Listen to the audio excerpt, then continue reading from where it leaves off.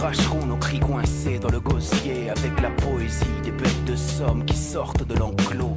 Nous bannirons les mots ramollis de pleurs et de sanglots, et ceux qui vous désigneront seront alors des plus grossiers.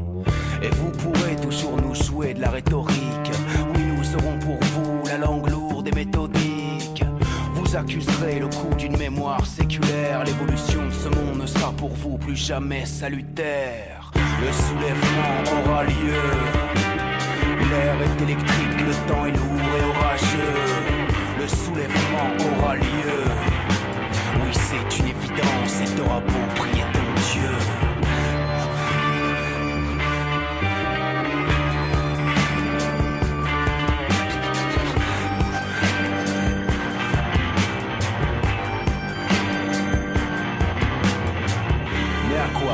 Préparez votre retraite.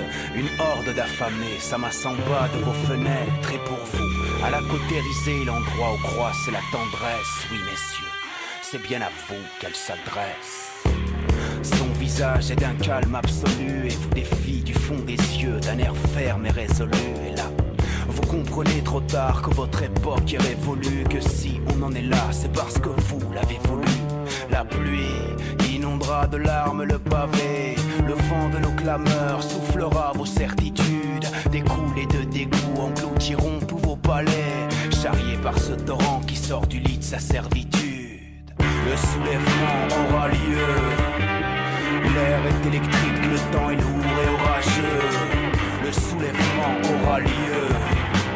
Oui, c'est une évidence et t'auras beau prier ton Dieu.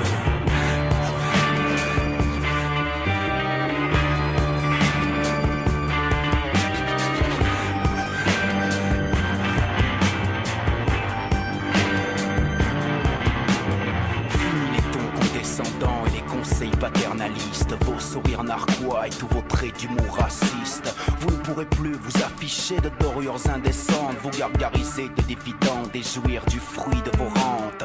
Quand vous sonnerez la cloche, seul le silence vous répondra. Vous nous direz votre petit personnel et les traits d'ingrats. Et nous les bâtards, les rebus et les déchets, nous danserons autour du grand bûcher de vos rêves déchus. Le soulèvement aura lieu. Le soulèvement aura lieu. L'air est électrique, le temps est lourd et orageux. Le soulèvement aura lieu. Oui, c'est une évidence et t'auras beau prier ton Dieu. Le soulèvement aura lieu. L'air est électrique, le temps est lourd et orageux. Le soulèvement aura lieu. Oui, c'est une évidence et t'auras beau.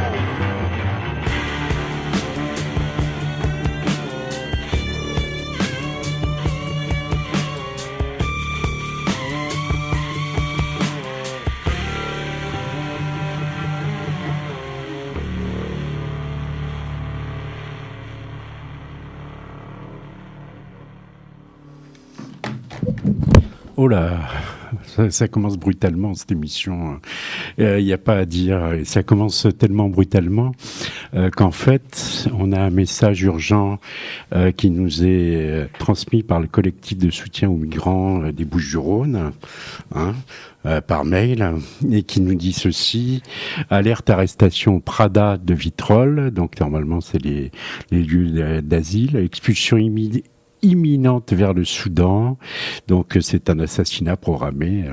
Il faut donc exiger la liberté d'Ibrahim Osman Ali. Voilà un peu déjà les éléments, et ça se passe depuis 1 heure à peu près, un rassemblement de soutien à l'audience du JLD, donc juge des libertés, au 41-51 boulevard Ferdinand de Lesseps, à côté donc du métro Bougainville, ici même à Marseille.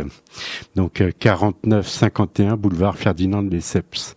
Vous rentrez dans l'enceinte et vous allez vous diriger vers la salle d'audience.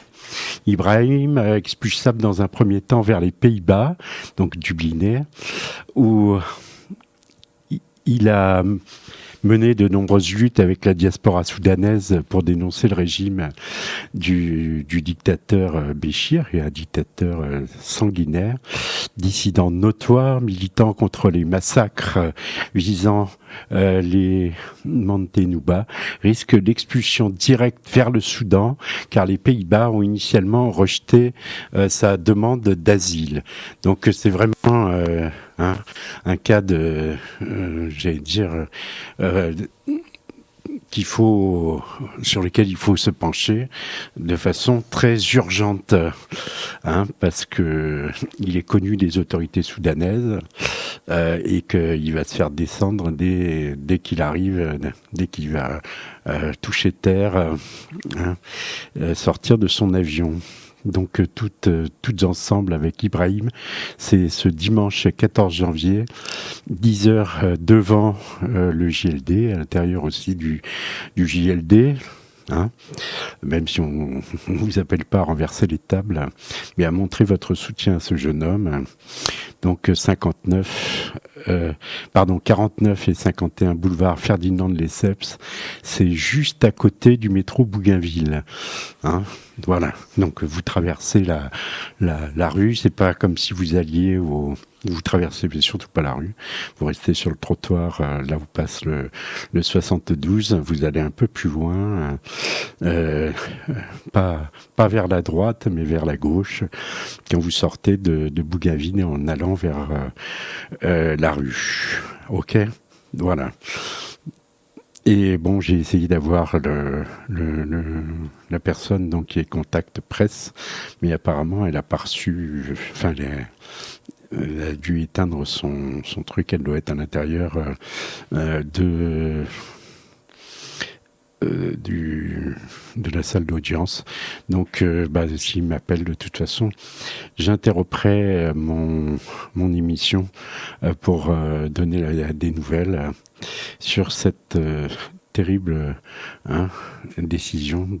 J'espère que le juge des libertés va l'entendre. Parce qu'on rappelle que le juge des libertés, pas seulement le juge des libertés, mais aussi, désormais, ils ont rajouté et de la détention. Voyons. Donc, c'est un peu gavant de voir tout ça. On commence sans plus attendre avec Claire Ozias. Claire Ozias, donc, que j'ai rencontrée hier à l'occasion de son passage au CIRA. Donc au Centre international de recherche sur l'anarchisme, ici même à Marseille, au 50 de la rue Consolat. Elle a sorti donc édité par l'atelier de création libertaire de Lyon. Trimard, pègre et mauvais garçon de mai 68. Et elle va nous expliquer un peu son parcours et pourquoi donc elle s'intéresse particulièrement à Lyon. Parce qu'en fait, elle y a été lycéenne pendant les événements de mai 68. C'est aussi une raison, mais il n'y a pas que ça. Alors merci Claire Ozias. Bon, moi je connais un peu ton parcours, mais nos auditrices et auditeurs non. Donc il faut que tu nous dises, comme tu le désires, qui tu es, pourquoi, comment, pourquoi tant de rage, parce qu'on t'appelle Claire l'Enragée, sur mai 68. Pourquoi aussi tant de travail sur les populations roms partout dans le monde. On se souvient qu'à Lacho Divano, tu es fait montre d'une grande connaissance de toutes les communautés roms en Europe, d'Espagne jusqu'en Italie, en passant donc par d'autres pays. Donc pourquoi toutes ces passions ? Pourquoi toutes ces passions ? Je n'en sais rien, pourvu que ça dure, c'est surtout déjà le principal. Bon, d'abord, après les années de lutte, c'est-à-dire après mai 68, pour moi, la défaite a été à peu près immédiate, donc je n'ai jamais pu m'illusionner sur le fait que ça aurait pu durer de nombreuses années. Toi, tu étais lycéenne et membre du mouvement du 22 mars à Lyon. Exactement, j'étais lycéenne, j'avais 17 ans en 1968, j'étais en classe de première. Et j'ai rejoint le mouvement du 22 mars de Lyon. Mais pour moi et mes amis, la défaite a été immédiate. C'est-à-dire que contrairement à d'autres groupes, et en particulier les maoïstes, qui ont cru que la lutte a continué pendant 10 ans, comme en Italie, et qui, avec la gauche prolétarienne, etc., ont fomenté des luttes dans les années 70 qui aujourd'hui, ce sont eux qui dominent l'historiographie de mai 68 et ils appellent ça les années 68. Alors moi, pas du tout. Et les gens de mon milieu, pas du tout. 68, ça dure 2 mois. Ça dure le mois de mai et le mois de juin. À la fin du mois de juin, il y a des élections catastrophiques qui sont perdues. Moi, je faisais partie des gens qui ne votaient pas, bien entendu. Élections piège à con. Mais ceux qui ont voulu voter, ils en ont été pour leurs frais parce qu'ils ont perdu. Et là-dessus, la défaite a été absolue. Bon, quand j'ai fini par émerger de la défaite de nombreuses années plus tard, j'ai fait des études, parce que c'était la seule chose que je savais faire, et je suis devenue historienne. Voilà. Donc, j'ai commencé à faire l'histoire du mouvement anarchiste par la mémoire orale, parce que je pensais que la mémoire, c'était tout ce qui restait quand la mort nous était passée dessus. Et donc, j'ai fait un livre qui s'appelle « Mémoire libertaire » en interviewant des vieux anarchistes du 19e siècle, aujourd'hui tous décédés, mais que j'ai collecté une 60aine d'heures avec eux, d'archives. Des noms? Oh, ils sont tous morts, Antoine Marcelard, Jaime Padros, Pierre Masneuf, Lavorel, beaucoup, une vingtaine de gens tout à fait extraordinaires, des grands héros, inconnus. Bon, après, je me suis tournée vers l'histoire des femmes, c'était à la fin des années 70, le mouvement féministe, universaliste, évidemment, donc l'histoire des femmes. J'ai participé à la création de l'histoire des femmes comme domaine existant. Et là, avec ma copine Annie Couel, nous avons, en même temps que nous avons fondé dans l'université le droit de citer pour l'histoire des femmes comme discipline académique, nous avons aussi écrit un livre, à 2, nous sommes beaucoup amusés, l'histoire de la première grève de femmes ouvrières au 19e siècle, à Lyon, la grève des ovalistes. Et puis ensuite, à nouveau, il a fallu chercher du travail, j'étais à nouveau dans la galère, enfin, sans emploi, foutu dehors de partout, bon.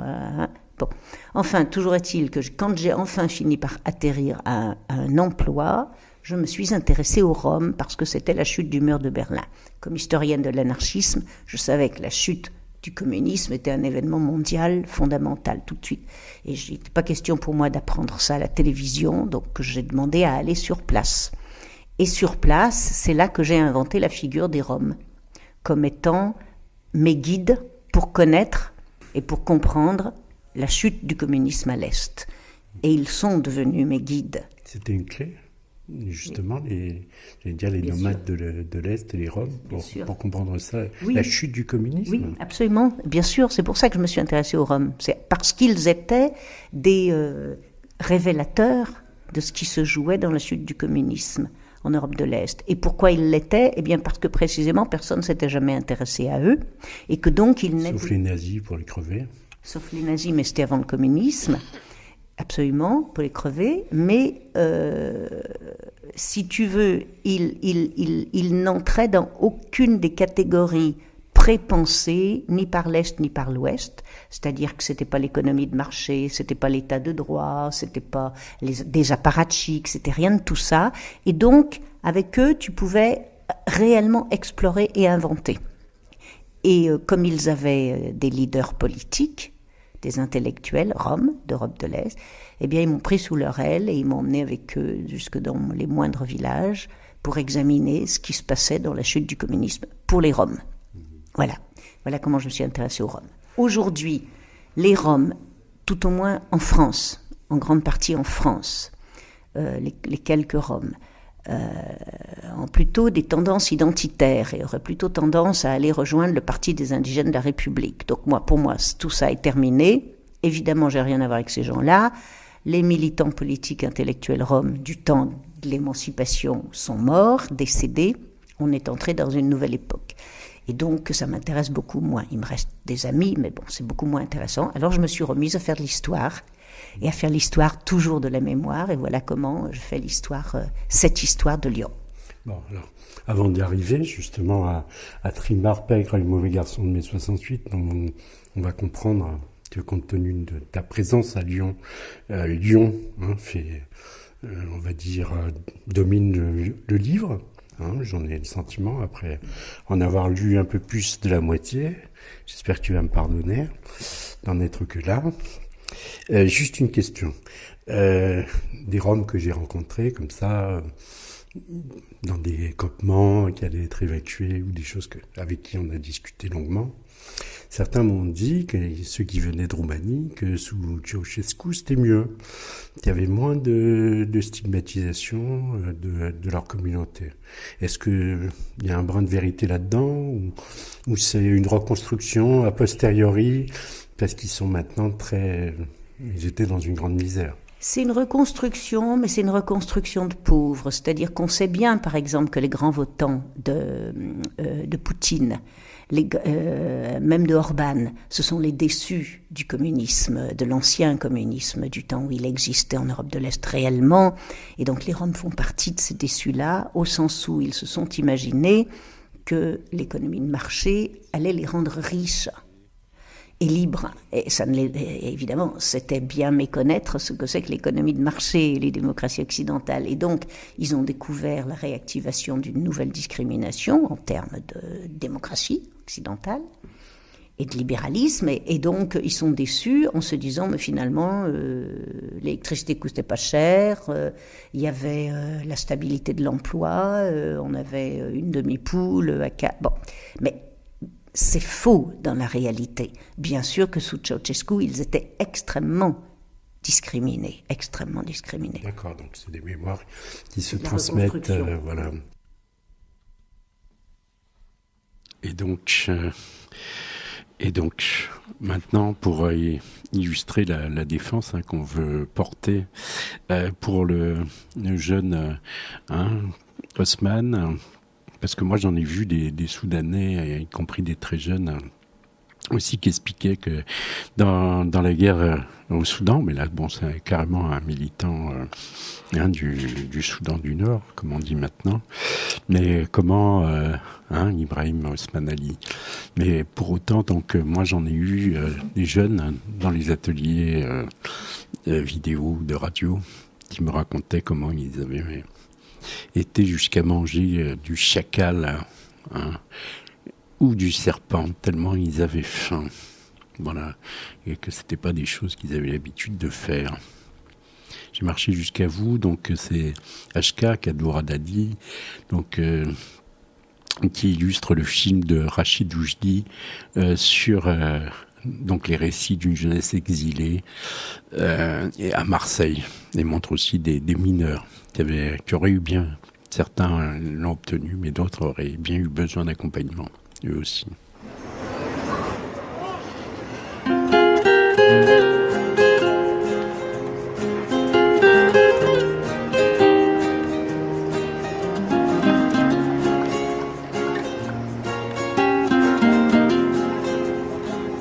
Les coups de sang, les coups du sort, les coups de poing, les coups encore. J'en ai reçu plus qu'à mon tour. J'en ai reçu jusqu'à ce jour. J'ai quitté mon petit village, emportant pour seul bagage des restes de rêves d'enfants, des gentils qui gagnent à la fin. J'ai marché jusqu'à vous, j'ai eu peur, je l'avoue. À chaque pause, chaque trêve, 1000 fois j'ai fait ce rêve. Je lisais mon nom sur vos lèvres. J'ai marché jusqu'à vous, je suis là, voyez-vous. 1000 fois j'ai fait le vœu, je vous en fais l'aveu, de me voir un jour dans vos yeux. Les petits chemins retirés, les routes fleuves et les forêts, les vastes plaines et les plateaux, les grandes villes comme en photo. Je marchais tant que j'ai pu,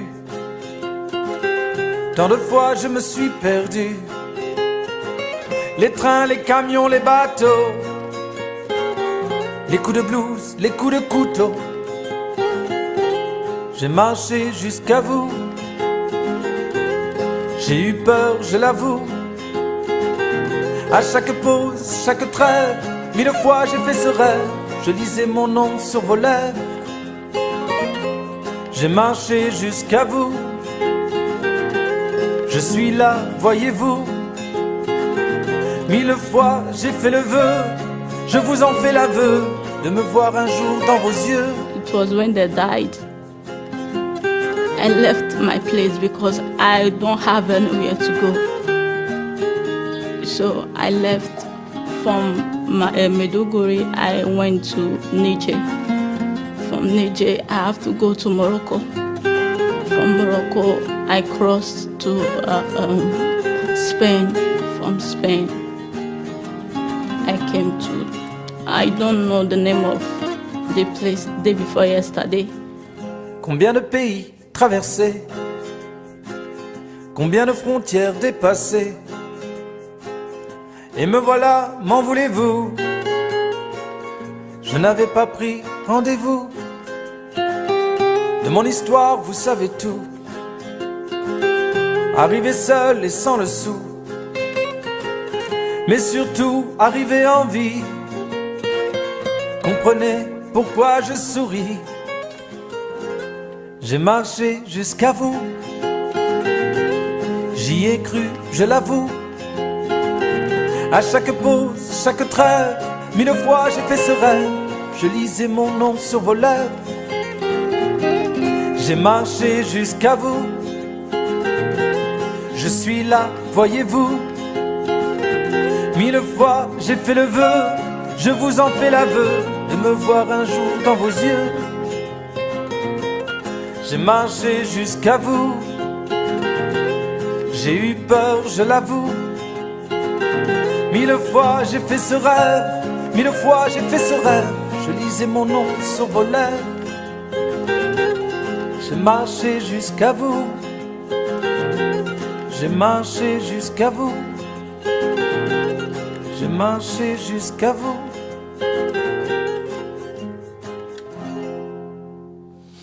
Bien.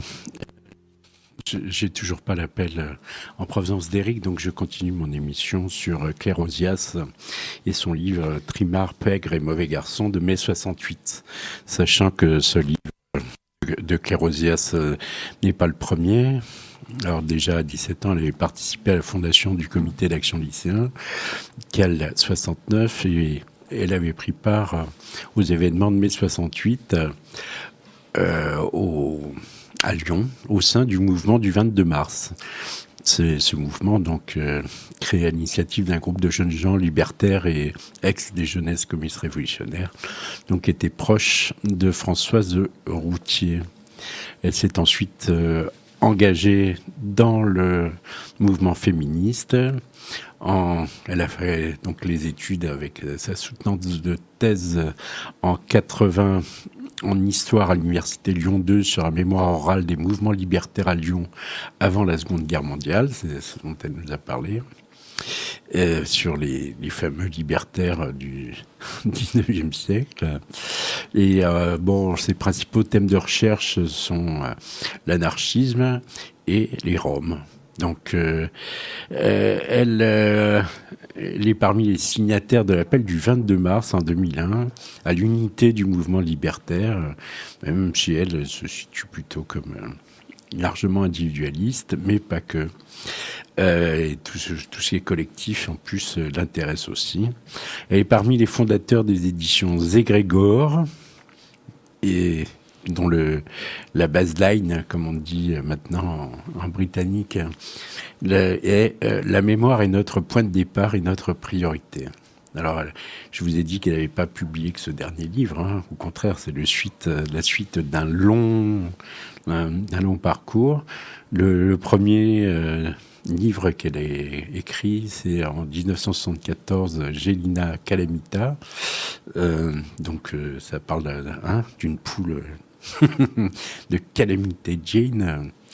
Bon, ensuite, le livre sur une femme américaine anarchiste s'appelle Emma Goldman. Elle sous-titre Une tragédie d'émancipation féministe aux éditions Syros en 78 et qui a été réédité ensuite par l'Esprit Frappeur en 2000.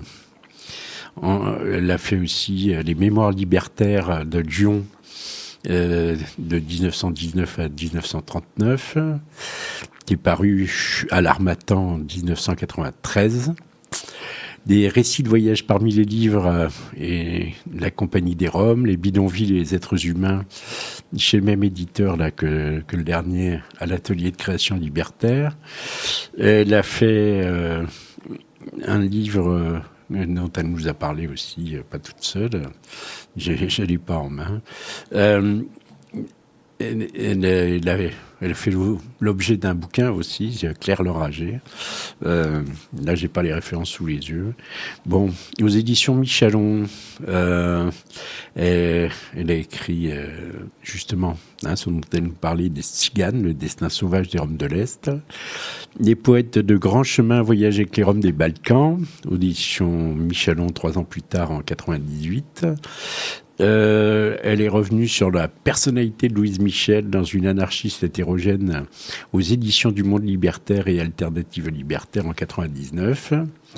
Le génocide des Tziganes, Samu Dari Pen, à l'esprit frappeur en 2000. Les funambules de l'histoire, les Tziganes entre préhistoire et modernité aux éditions de la Digitale en 2002.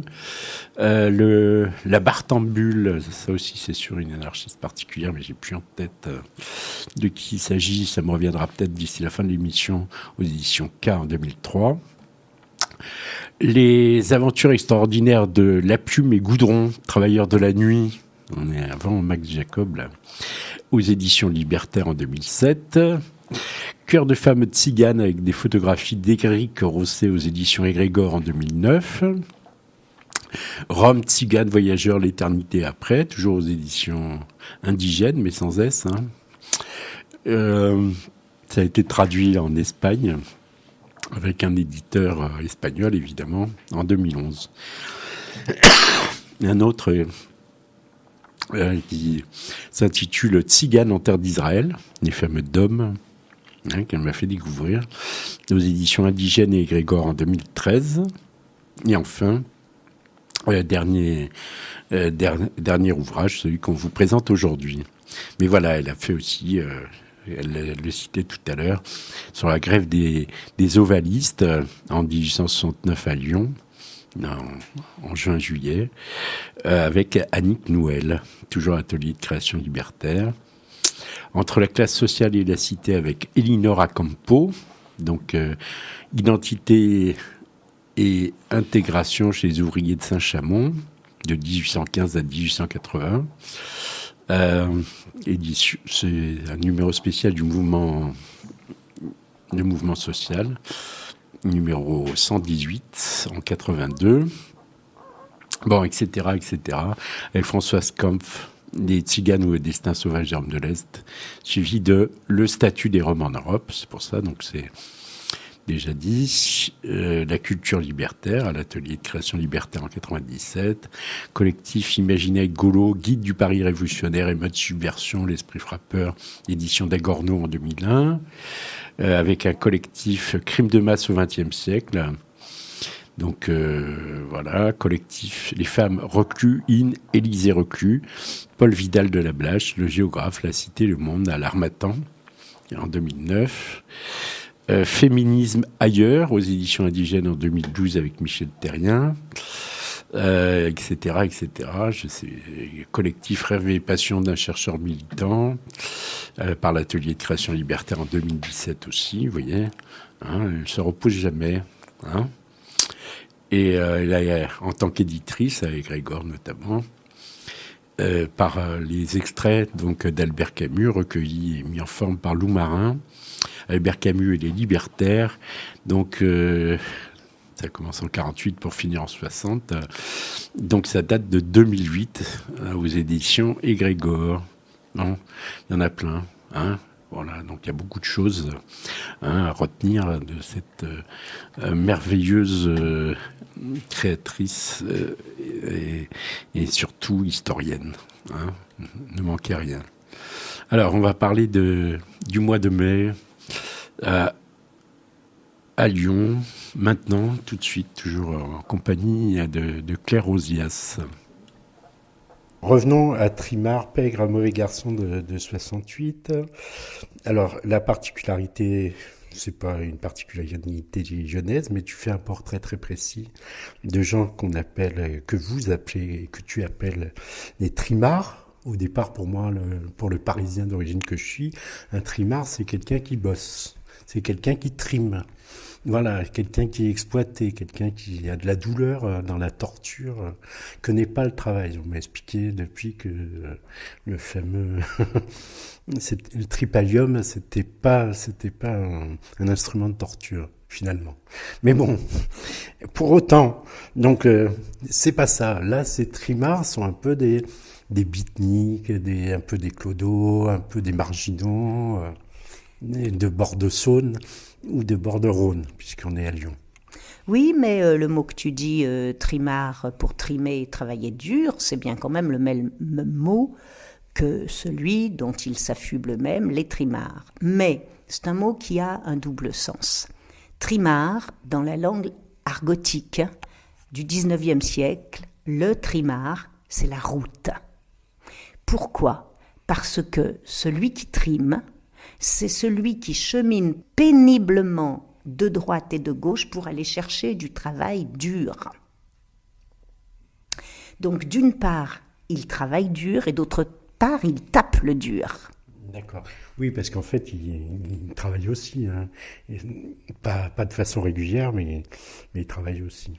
Alors, au cœur de l'affaire, il y a l'occupation de la fac de lettres, l'attaque aussi de la fac de lettres par des militants fascistes.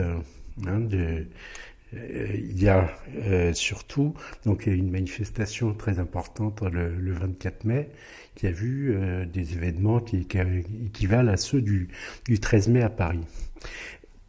Pour autant que ma mémoire soit à peu près en état de fonctionner. Au cours de ces manifestations extrêmement dures, très très dures, du 24 mai, il y a un camion que d'après la police, parce que tu cites à chaque fois tes sources, tu dis à chaque fois c'est un tel qui a dit ça, c'est un tel qui a raconté ça. Des fois tu dis mais c'est vraiment très rare.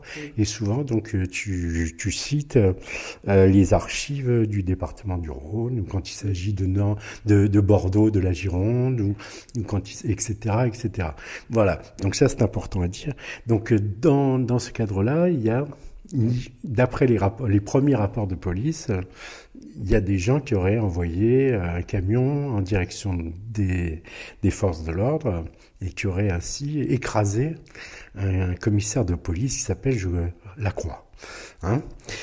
Et bien plus tard, dans la durée de l'événement, sur lequel il va falloir revenir, on va accuser deux de ces trimards directement d'être impliqués dans ce qui a été qualifié de meurtre. Alors que le gars, d'après les étudiants en médecine que tu cites aussi, il aurait simplement eu peur du camion qui arrivait sur lui et il aurait fait une crise cardiaque.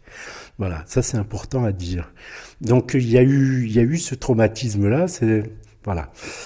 Ma restitution à peu près exacte ? Oui, ta restitution est bonne.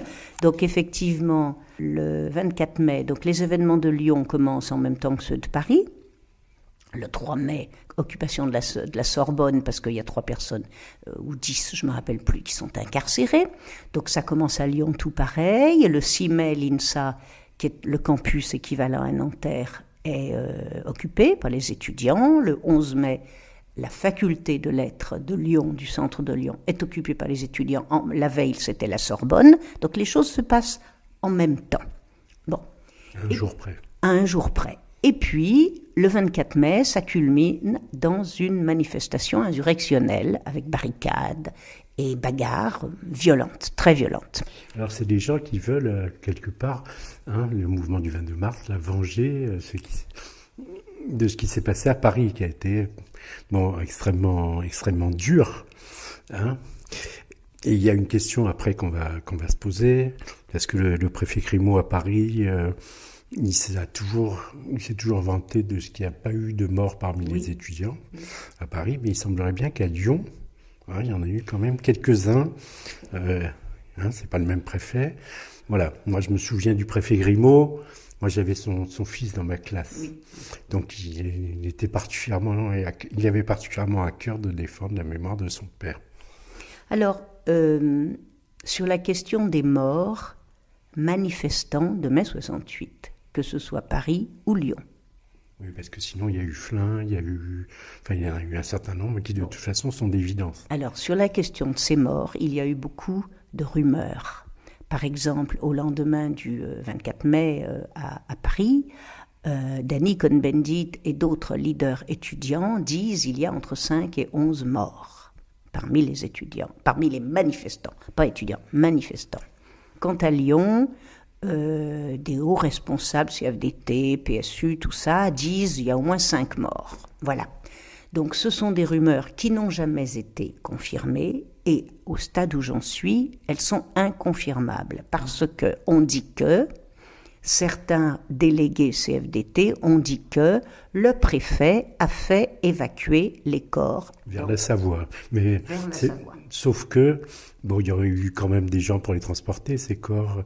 Il y aurait eu peut-être des étudiants ou des médecins pour constater les décès. Enfin bref, c'est flou. On peut imaginer qu'ils sont portés disparus, portés noyés, portés accidentés de la route. Donc, c'est un travail que moi, je n'ai pas mené et qui, selon qui le mènera, est un travail très, très minutieux. Se débarrasser des fantasmes, etc. Peut-être qu'il y a eu des morts, je n'en sais absolument rien. Sous Papon, le 15 octobre 61, voilà. Il y a eu des affirmations qui se sont avérées fausses. Voilà. Il y a eu des centaines de morts qui ont été dissimulées. Voilà. Donc c'est un travail très minutieux à mener, mais moi je ne l'ai pas mené parce que j'ai pas eu les moyens, l'accès, ni même un intérêt fondamental. Donc je ne dirais pas qu'il n'y a pas eu de mort. Je dirais que c'est à l'heure actuelle invérifiable.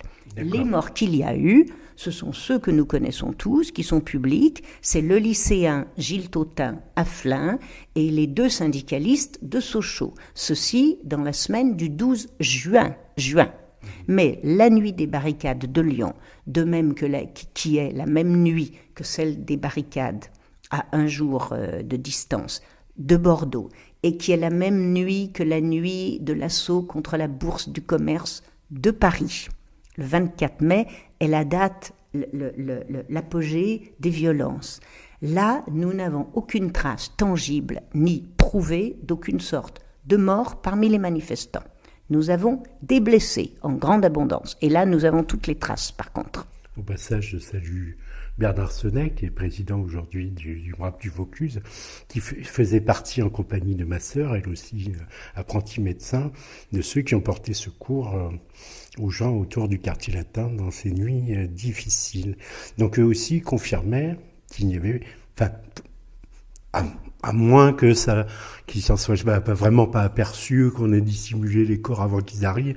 Enfin, ils pensent qu'il n'y a pas eu de mort au quartier latin. Nous en sommes là, absolument. Nous en sommes là, en ne fermant pas la question pour des investigations à venir, mais pour l'instant, tous autant que nous en sommes à l'idée qu'il n'y a pas eu de mort. Sauf la nuit du 24 mai à Lyon, un commissaire de police. Raison pour laquelle... mort de crise cardiaque. J'y viens. Raison pour laquelle on me fait savoir que les pouvoirs publics locaux à Lyon, aujourd'hui 2018, ne veulent pas célébrer mai 68 parce qu'il y a eu un commissaire de police mort et que ce serait indécent de célébrer mai 68 à Lyon. Ben voyons. C'est à rigoler. Alors, ce commissaire de police était un militant de l'Action catholique indépendante. Un brave mec. Hein. C'est-à-dire que c'était comme le préfet Grimaud, un commissaire de police qui n'était pas sanguinaire. Rien à voir avec Fouché ni avec Papon. Certainement pas Papon, ça c'est indéniable. Et il n'est pas responsable de l'usage fasciste qui a été fait de sa mort, évidemment, par les extrêmes droites du pays. Deuxièmement, cet homme n'était pas en service ce soir-là. Il était soigné pour problème cardiaque. Il est venu quand même sur le pont pour rejoindre ses troupes parce qu'il s'est senti concerné. Et il a vu arriver un camion. Et moi, j'étais sur les lieux, donc je sais très bien quelle était la topographie des lieux.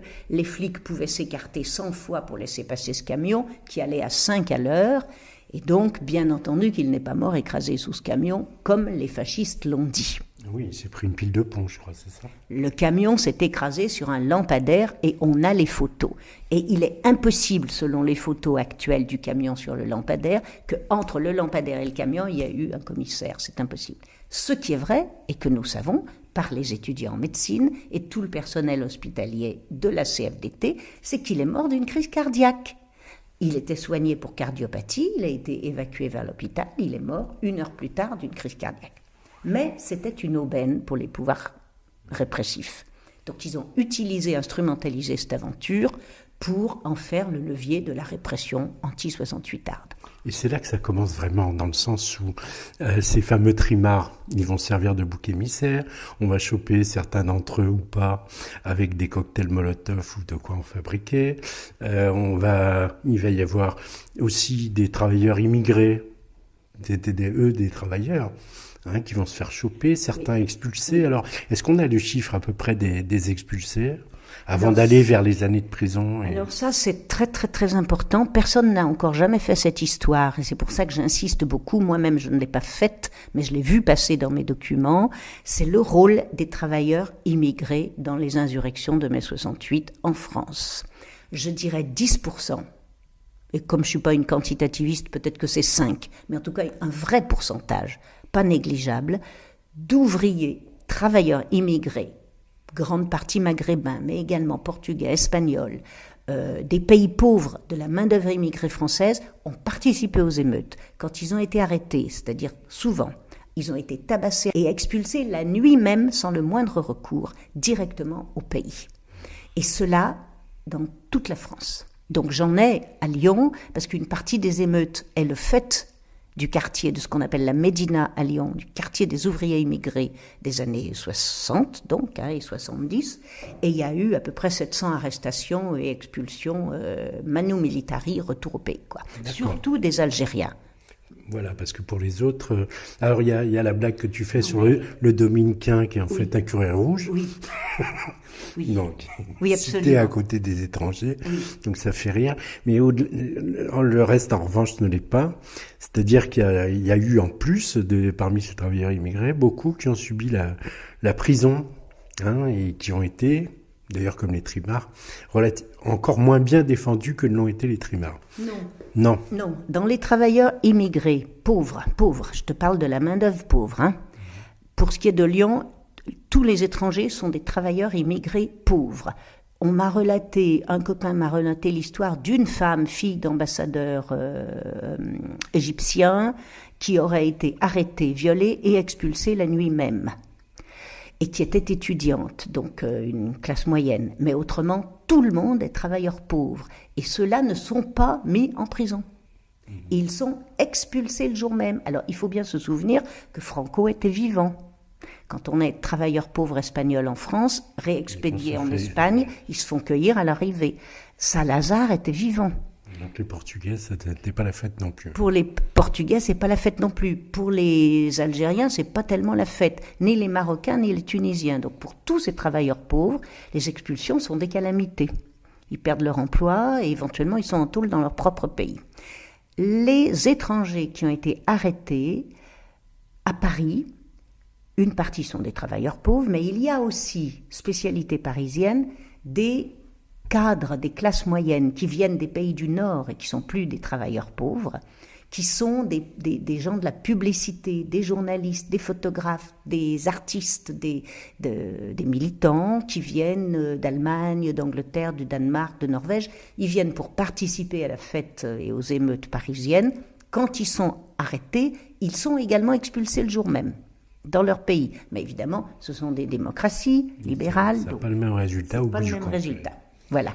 Donc, mais ça, c'est exclusivement sur Paris. À Lyon, il n'y a pas de cadre en col blanc étranger qui participe aux manifs. Ouais, donc il y a tellement de choses que j'aimerais vous lire. Il y en a une qui est particulièrement épatante. On aurait dit plutôt en 60 qu'en 68 d'ailleurs. C'est l'histoire de Cristobal, donc une fille qui a la double nationalité anglaise et française, et qui va venir à la fac occupée à cheval. C'est quand même assez hallucinant. Donc c'est le jour même, du 24 mai. Donc il y a toujours plein d'intervenants, le Canu, le Grand, Cristobal elle-même, mais encore, je sais pas, Michel Raton, on va voir, il y a plein de... Alain Rochet, ce que je sais, moi, et d'autres qu'on citera tout à l'heure. Alors, par exemple, le Canu écrit à propos, ou témoigne à propos du 24 mai. J'ai connu Cristobal à la fac, elle arrivait avec un cheval. Bien sûr que je l'ai vu, je me rappelle bien, elle est arrivée avec le cheval à la fac. C'est une image grandiloquente, je suis sûr. Je peux pas me tromper, un cheval, ça s'oublie pas. Elle avait du génie, là. Et Cristobal, donc, de confirmer, oui, c'était... pas tout à fait comme ça a été raconté parce que le journaliste a enjolivé l'affaire et ce n'est pas comme ça que ça s'est vraiment passé. Le 24 mai, j'étais à la fac et puis j'ai dit, quelqu'un a dit qu'il allait y avoir une manif de l'autre côté. Mais moi, effectivement, je pensais aller à la fac et prendre un cheval. Je voulais un cheval, j'avais bien dans l'idée que je prendrais un cheval quand je suis allé à Vitriolerie, peut-être même pour aller à la fac. J'ai changé d'avis après, mais j'avais bien cette idée en tête. Et puis j'ai fait mon coup, bien comme il faut quand même. Je vais aux écuries, j'ai descendu le Rhône et j'ai continué tout droit jusqu'à la fac. C'était 4 ou 5 heures de l'après-midi. Lorsque j'arrive, quand je suis rentré, les mecs m'ont dit « il y a une manif ». Et là, j'ai hésité. C'est vrai que j'avais monté le cheval, que je l'avais fait rentrer, que je l'avais attaché à un arbre.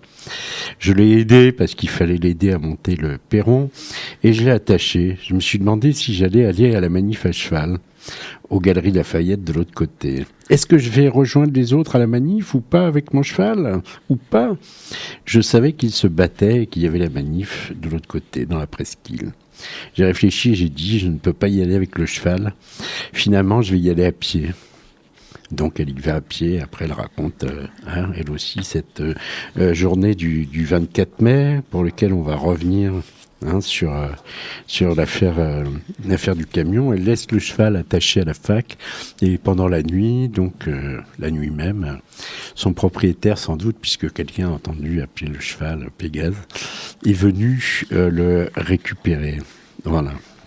Et il n'y a pas eu de suite à cette affaire. Mais donc l'affaire du camion, la voilà. C'est un compagnon donc du mouvement du 22 mars qui raconte l'histoire du camion. Lui, il travaille chez Richard Continental. Il s'appelle Paul Pétier.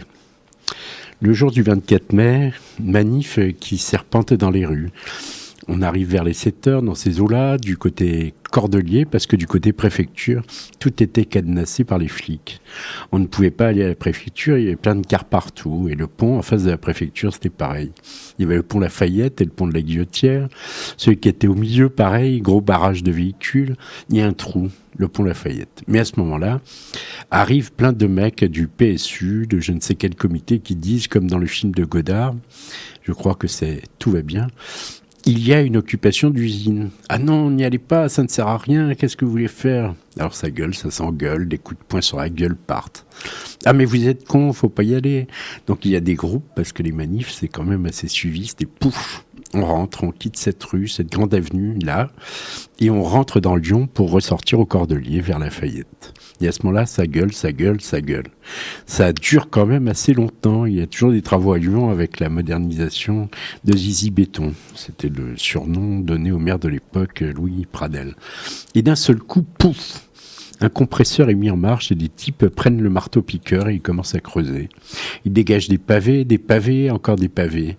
J'ai vu de mes yeux le marteau-piqueur. Côté Cordelier parce que ça faisait un bruit d'enfer. Me voilà devant le pont et je recule un peu pour voir ce qui se passait.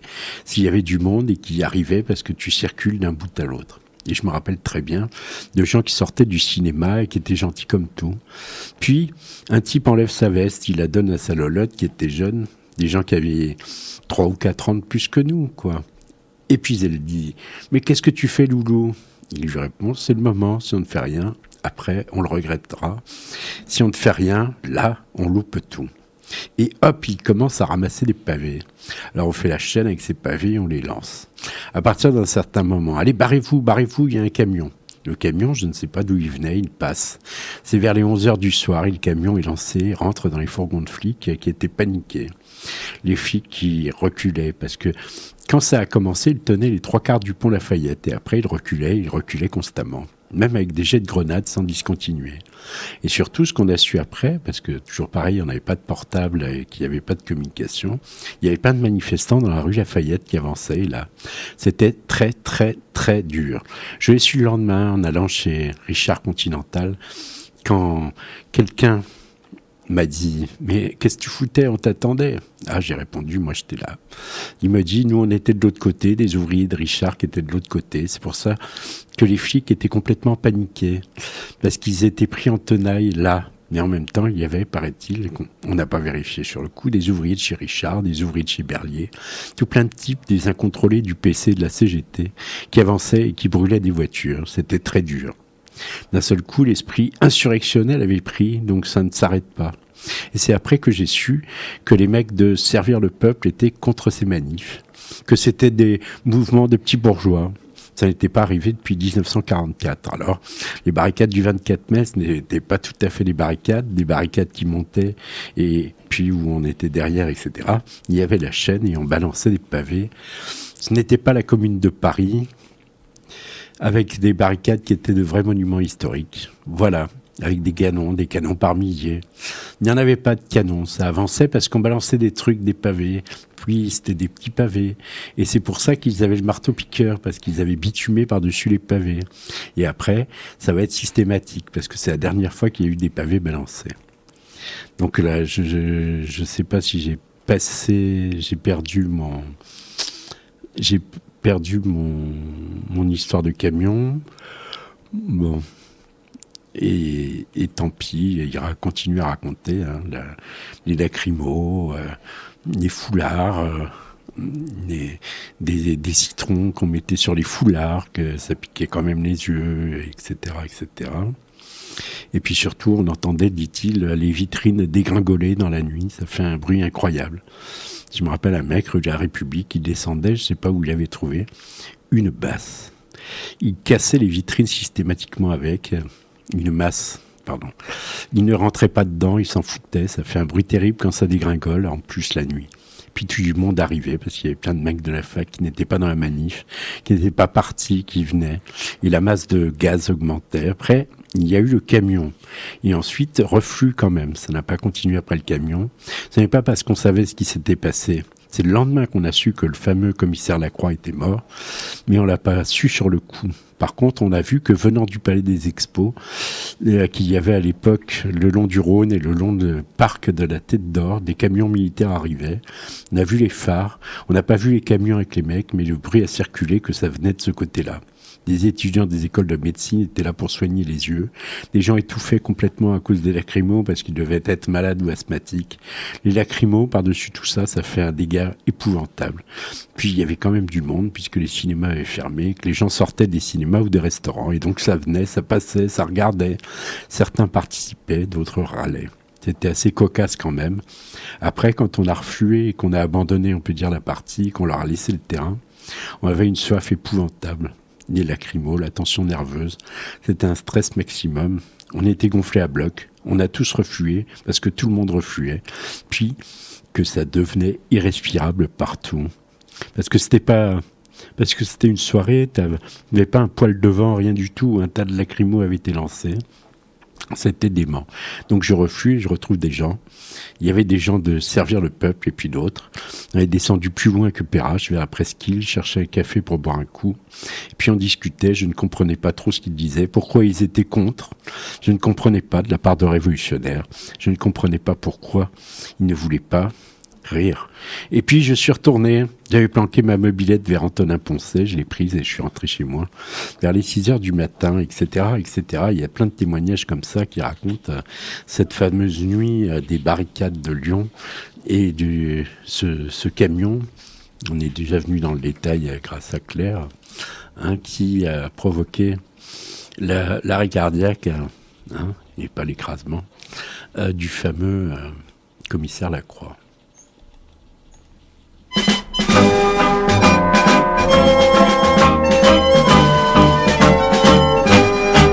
Tu veux bâtir des cités idéales, détruis d'abord les monstruosités. Gouvernement, caserne, cathédrale, qui sont pour nous autant d'absurdités.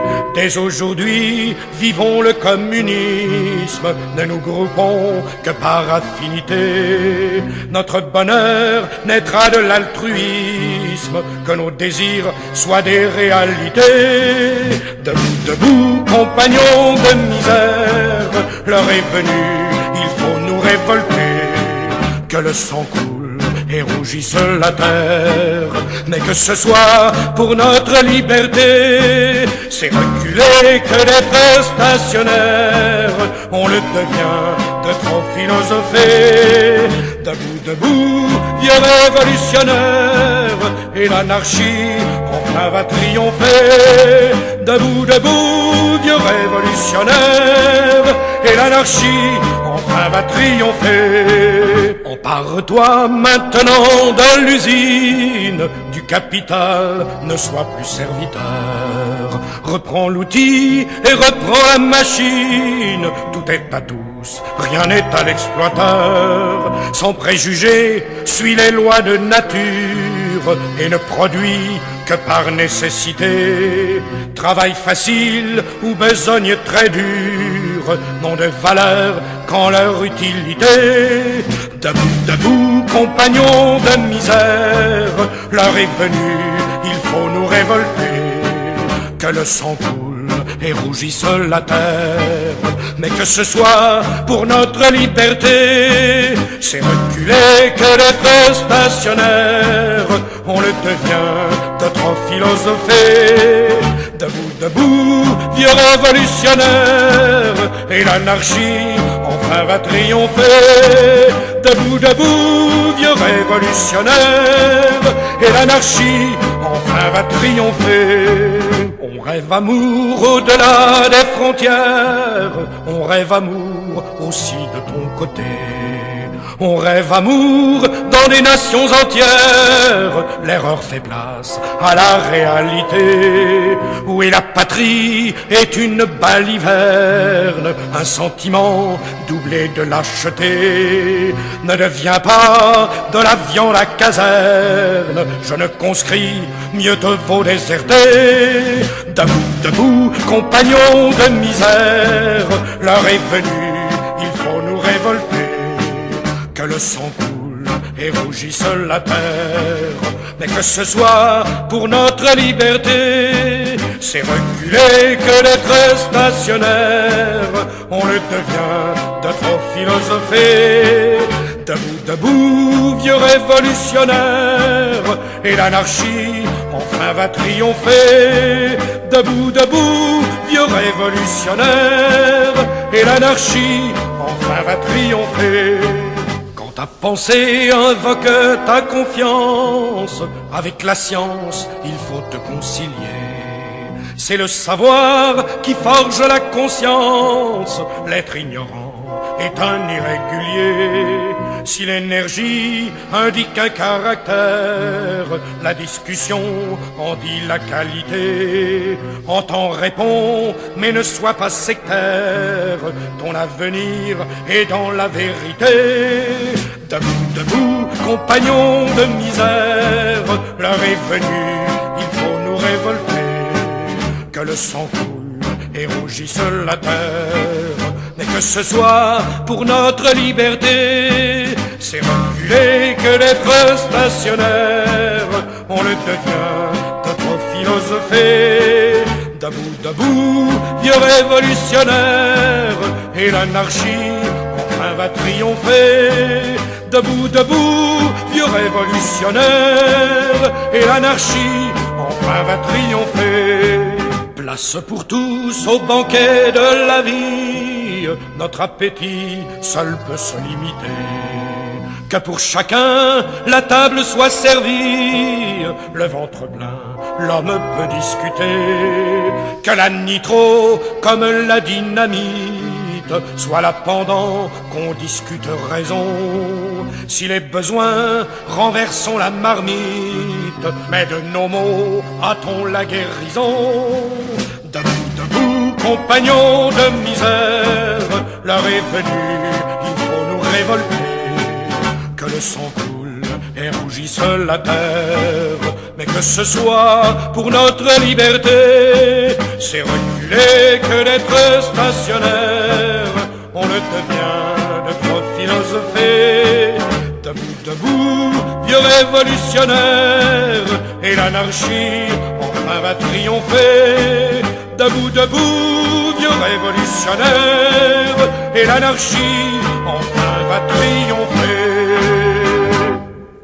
Bien, pour situer un peu, là je vais parler 3 jours plus tard du 27 mai, toujours à la fac de lettres. Grenelle a déjà commencé, hein, pour les gens qui essaient de situer un peu les choses dans l'action. Donc même si le rapport de force est bien aux occupations d'usine, pour autant c'est bien une reprise en main des ouvriers, au moins dont il s'agit, par les principaux syndicats et en particulier la CGT. Mais bon, pour revenir au portrait des trimards, donc là elle cite Claire Ozias encore des sources diverses. Elle rappelle que donc le 27 mai, donc la commission de la faculté des lettres s'est réunie pour tenter une analyse de la situation, publiée sous le titre des barricades, comment et pourquoi. C'est un texte consistant, une pièce importante de notre dossier, poursuit Claire Ozias. Pour résumer brièvement, la commission a examiné les responsabilités, le service d'ordre a été vivement critiqué, mais, et là elle cite, on a parlé d'exploitation de bandes de jeunes par certains étudiants qui auraient utilisé ainsi ces adolescents dans des buts politiques et revendicatifs. Or, il faut bien voir que de tels jeunes qui forment ce qu'on appelle un sous-prolétariat, non syndiqué et bien souvent au chômage, ont les meilleures raisons de se soulever et de s'engager dans la violence. Ils se sont sentis immédiatement concernés par le mouvement actuel et en particulier par les démonstrations de masse et de mécontentement de vendredi soir. De même, les travailleurs étrangers se sont sentis concernés en tant que travailleurs, si ce n'est pas dans leur option politique, ambiguïté de l'utilisation de drapeaux rouges et de l'international. Il n'y a donc pas eu d'utilisation de jeunes, c'est la révolte de tous ces travailleurs qui s'est exprimée et non leur personne elle-même qui a été utilisée. Les motivations des manifestants sont d'ordre divers. Donc ça, c'est en plus un résumé qui a été fait, qui figure dans les archives du Rhône. Elle cite aussi Alain Thévenet. La fac était occupée par des jeunes trimards, comme on disait à l'époque. À mon avis, il n'y a pas vraiment eu de contact avec eux. À un moment donné, j'avais envisagé de discuter avec eux, mais je ne sais pas s'ils me prenaient pour un flic, car ça a été un peu froid. Ça n'avait pas été loin, c'est deux mondes qui coexistaient, ou alors c'est moi qui étais coincé à l'époque, ou alors avec XX, parce que lui, il avait bossé dans un truc comme ça, un foyer, justement. À ma connaissance, c'est le seul qui avait des contacts naturels. Bon. Et donc, il y a eu de fait une multiplicité de contacts étroits entre les étudiants et les trimards, ou des occupants non étudiants et des trimards. Et les regards, certes, ne sont pas unanimes. Par exemple, le Canu, donc c'est un des mecs du 22 mars, et il parle de Michel Raton. Raton, moi, quand je le voyais avec ses gros bras, il me faisait un peu rire. Les étudiants, évidemment, étaient impressionnés par lui, parce qu'il se baladait comme ça. Ils avaient des chaînes et il était avec d'autres, mais Munch n'était pas avec lui à la fac. Munch, je ne l'ai jamais bien vu à la fac. Donc Munch, on va en reparler tout à l'heure. On en a parlé à propos du procès sur la mort du commissaire. Mais en attendant, donc autre extrait que je veux absolument vous lire. Là, c'est Françoise Routier qui s'exprime, qui prononce un discours devant le théâtre de la Cité. C'est pas à Dijon à proprement parler, c'est à Villeurbanne, ville voisine. Camarades, la journée d'hier a montré une chose, que les étudiants savaient refuser les mouvements de division. Ils ont participé à la manifestation organisée par les syndicats de travailleurs. Ont-ils pour autant abandonné à leur sort leurs camarades emprisonnés ? Là, c'est ceux de Paris. Il faut être clair. Depuis la nuit de vendredi à samedi, tous les porte-paroles bien orchestrés de la bourgeoisie ont tenté de falsifier la réalité de la lutte des étudiants à Lyon. Un de nos devoirs les plus urgents est d'expliquer partout à la population, et plus particulièrement parmi les travailleurs aux côtés desquels nous luttons, à qui appartient la responsabilité de la violence. Je dis qu'il est dérisoire d'attribuer cette responsabilité aux manifestants. Qu'est-ce qui muselle l'enfant à l'école pour en faire un futur rouage obéissant dans l'entreprise? Qui est-ce qui offre aux apprentis, pour un travail d'adulte, un salaire qui ne suffit même pas pour l'argent de poche? Qu'est-ce qui fait pendant 20 ans perdre leur temps aux lycéens et étudiants pour qu'ils deviennent plus tard les flics de la bourgeoisie? Qui est-ce qui transforme la vie de tous les jours de la grande majorité des jeunes et des travailleurs en une simple survie? Survivre, c'est mourir à petit feu. En réponse à cette mort lente, à cette violence imposée à des milliers d'entre eux, que peuvent répondre des jeunes inorganisés sinon la violence? Voilà ce qu'il faut désormais expliquer en dénonçant la réaction de classe de la bourgeoisie locale et de la radio à son service. Nous voulons une université qui abandonne son rôle d'esclave du capital. Nous voulons la mettre au service des travailleurs. Alors, substituons-nous à la désinformation gouvernementale et prenons en main la diffusion de la vérité. La vérité sur les barricades, la vérité sur les ratonnades, la vérité sur l'intoxication policière. Car nous ne sommes pas seuls concernés. La journée d'hier prouve que travailleurs et étudiants sont solidaires. Nous serons aidés dans notre travail par la conscience de l'ampleur immense qu'a pris le mouvement de grève et d'occupation des usines. Nous savons maintenant que notre rôle commence seulement. Quelles que soient les vicissitudes du changement de gouvernement, quelle que soit la fascination du pouvoir dont nous menace De Gaulle, nous savons maintenant que notre place est aux côtés des travailleurs. Tout notre espoir est dans la fermeté et la détermination de leur lutte, cette fermeté et cette détermination que nous voyons croître sans cesse et que nous rencontrons dans toutes les discussions que nous avons avec eux. Multiplions les réunions de quartier et d'usine. Vive l'union dans la lutte des ouvriers et des étudiants. Vive le combat toujours plus fort des travailleurs contre le capital. Voilà. Oui, vive l'union populaire. Vive la lutte de toute la population. Ça, c'est moi qui rajoute. Pour une même cause, tous unis. Alors, il n'y a qu'à Nantes qu'il y a eu aussi les paysans qui se sont joints au mouvement. Les suites de la manifestation du 24 mai, ça va être un certain nombre de gens qui vont se faire entauler. Donc on écoute ce qu'a à nous dire encore notre ami Claire Ozias. Là, je parlais de ceux qui ont été poursuivis et ceux qui ont été carrément condamnés. Oui. Donc il y en a un qui a un langage très fleuri, qui s'appelle Riton. C'est Michel Raton. Lui, tu sens en même temps qu'il est allé à l'affrontement, je veux dire à l'événement, de façon très consciente, mais on comprend très bien au fur et à mesure de ta lecture qu'il a ressenti aussi la stigmatisation qui pesait sur sa classe sociale, son niveau de réflexion par rapport à la société, ses références surtout culturelles ou pas culturelles dans cette démarche-là. Enfin bref, c'est un personnage très attachant. Lui, il fait partie, c'est lui qu'on soupçonne d'avoir coincé le fameux pavé sur la pédale d'accélérateur du camion. Alors, ce camion, il a effectivement été conduit par certains trimards. Donc, les trimards, ce sont des ouvriers intermittents, chômeurs, qualifiés ou non qualifiés, parfois SDF quand il fait beau, qui vivent sous les ponts qui sont, bref, en un mot comme en 15, des blousons noirs. Mais ce sont bien des prolétaires, sauf que ce sont des lumpen prolétaires. Ce ne sont pas des prolétaires en carte à la CGT. Au passage, le phénomène des Katangais est de même nature. On ne va pas y revenir. C'est-à-dire que c'est ceux qui les ont appelés Katangais, c'est-à-dire des mercenaires au service du colonialisme, c'est des grands malades. C'est des grands malades, absolument. Ce sont exactement les mêmes. On a les noms des professions que ces gens exerçaient. C'est les mêmes profils. C'est exactement les mêmes profils, c'est tous les mêmes. Alors donc, ces trimards en particulier, mais pas seulement, ont dégoté pendant l'émeute un camion, et d'ailleurs le fils du propriétaire du camion sur un chantier amène le camion plein de gravats pour aider à caillasser les flics. Et puis finalement, il y en a un d'entre nous qui décide que ce serait un bon plan pour ouvrir une brèche dans la barre de flics en face de nous qui barre l'accès du pont, car l'objectif est d'aller attaquer la préfecture. De rejoindre des gens qui sont coincés aussi derrière. Exactement. Et la préfecture est de l'autre côté du pont, c'est-à-dire que les flics barrent l'accès à la préfecture. Donc on envoie un camion contre les flics pour ouvrir une place. Les flics ont 100 fois le temps de s'écarter pour laisser passer ce camion. Et ils le font. Et bien ils sûr, reculent, d'après ce que j'ai lu. D'abord, ils ont beaucoup reculé au cours des combats de rue, c'est évident, mais effectivement, ils s'écartent. Il n'y a pas de décès avec ce camion. Parce que si le commissaire était mort, il n'aurait pas été mort tout seul avec ce camion. Si ça avait été compact, les rangées de flics, il y aurait plusieurs blessés et morts. Il n'y a pas eu.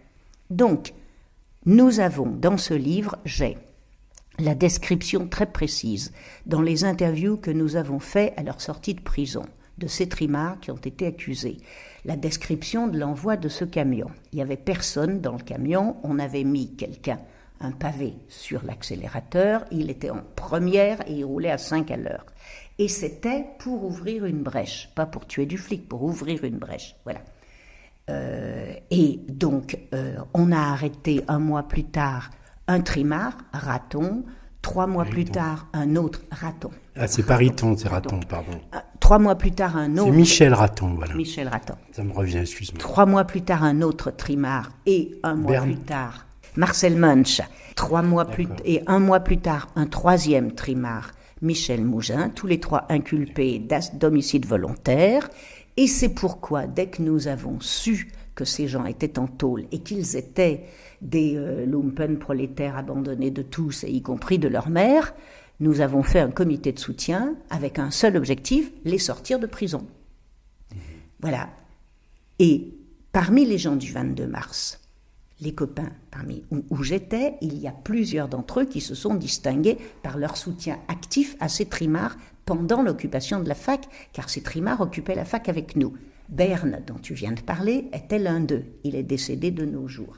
Sylvain, également décédé de nos jours, était un autre d'entre eux. Oui, parce que j'ai oublié de dire que tu t'appuies beaucoup sur les travaux de Françoise Routier et de Sylvain, son compagnon. Oui, c'est-à-dire travaux sur le militantisme, c'est-à-dire que ces deux amis, aujourd'hui tous les deux décédés, ont créé un stock phénoménal d'archives militantes sur lesquelles je m'appuie pour faire ce livre. Voilà.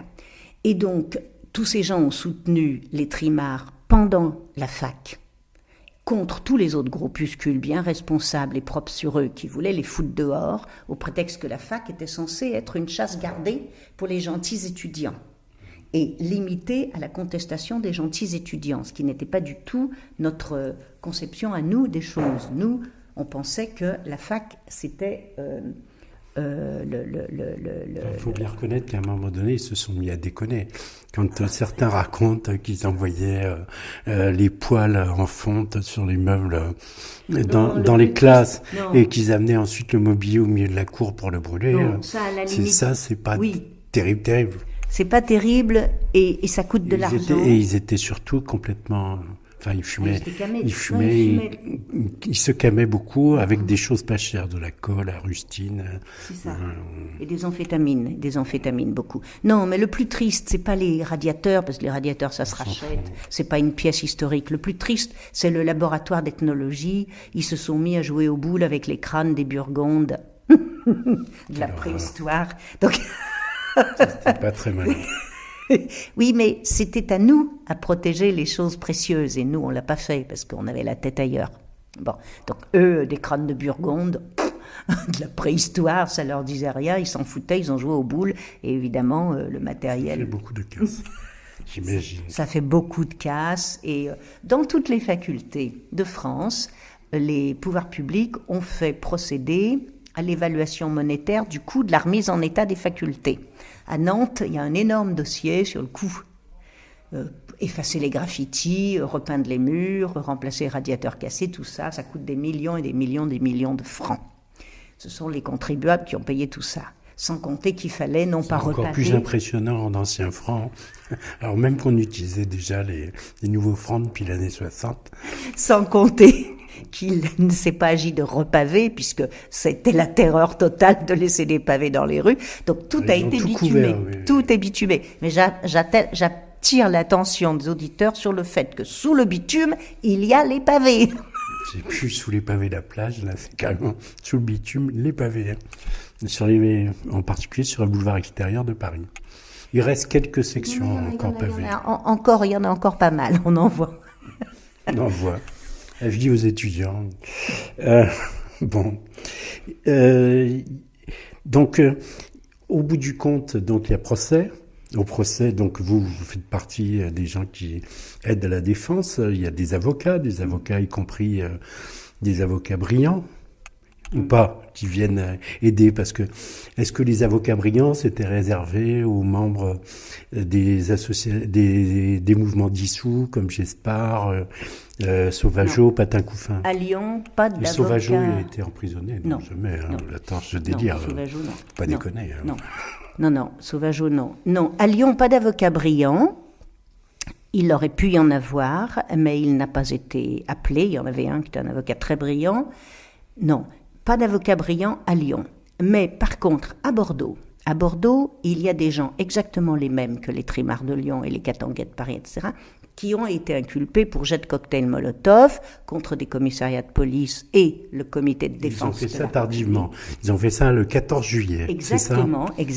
Ils ont fait ça le 14 juillet. Tout de suite foutu en tôle, ramassé, mis en tôle, et hop, cours de sûreté de l'État. Ce qui veut dire en fait qu'ils étaient infiltrés grave.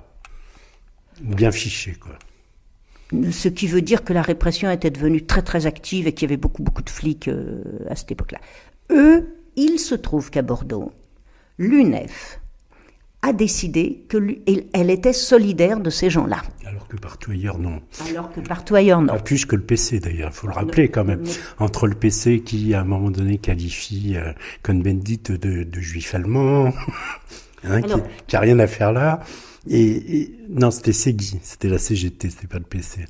Mais bon. Alors, tu fais bien de rappeler ça. Donc, je termine juste sur Bordeaux et je reviendrai parce que il faut le dire, tu as raison.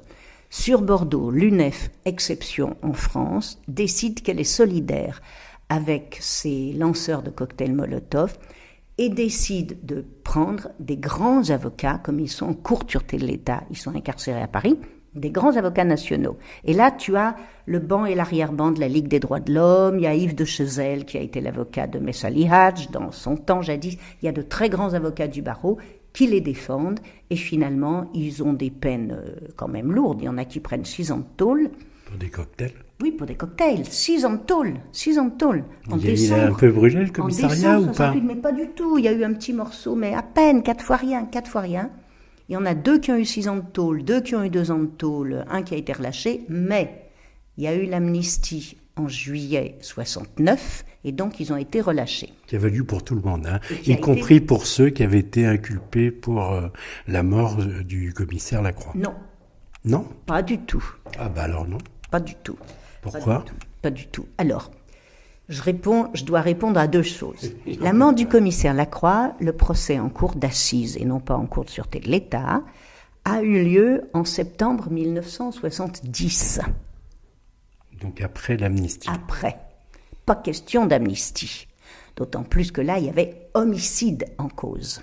Mais nous avons obtenu, nous, collectivement, c'est-à-dire un collectif de 300 à 500 personnes dans toute la France et même à l'étranger, nous avons obtenu, à force d'efforts, leur relaxation. Ils ont été acquittés, considérés comme innocents. Il a été bien entendu par cette cour d'assises qu'on ne peut pas inculper un individu ou 2 individus pour une émeute collective.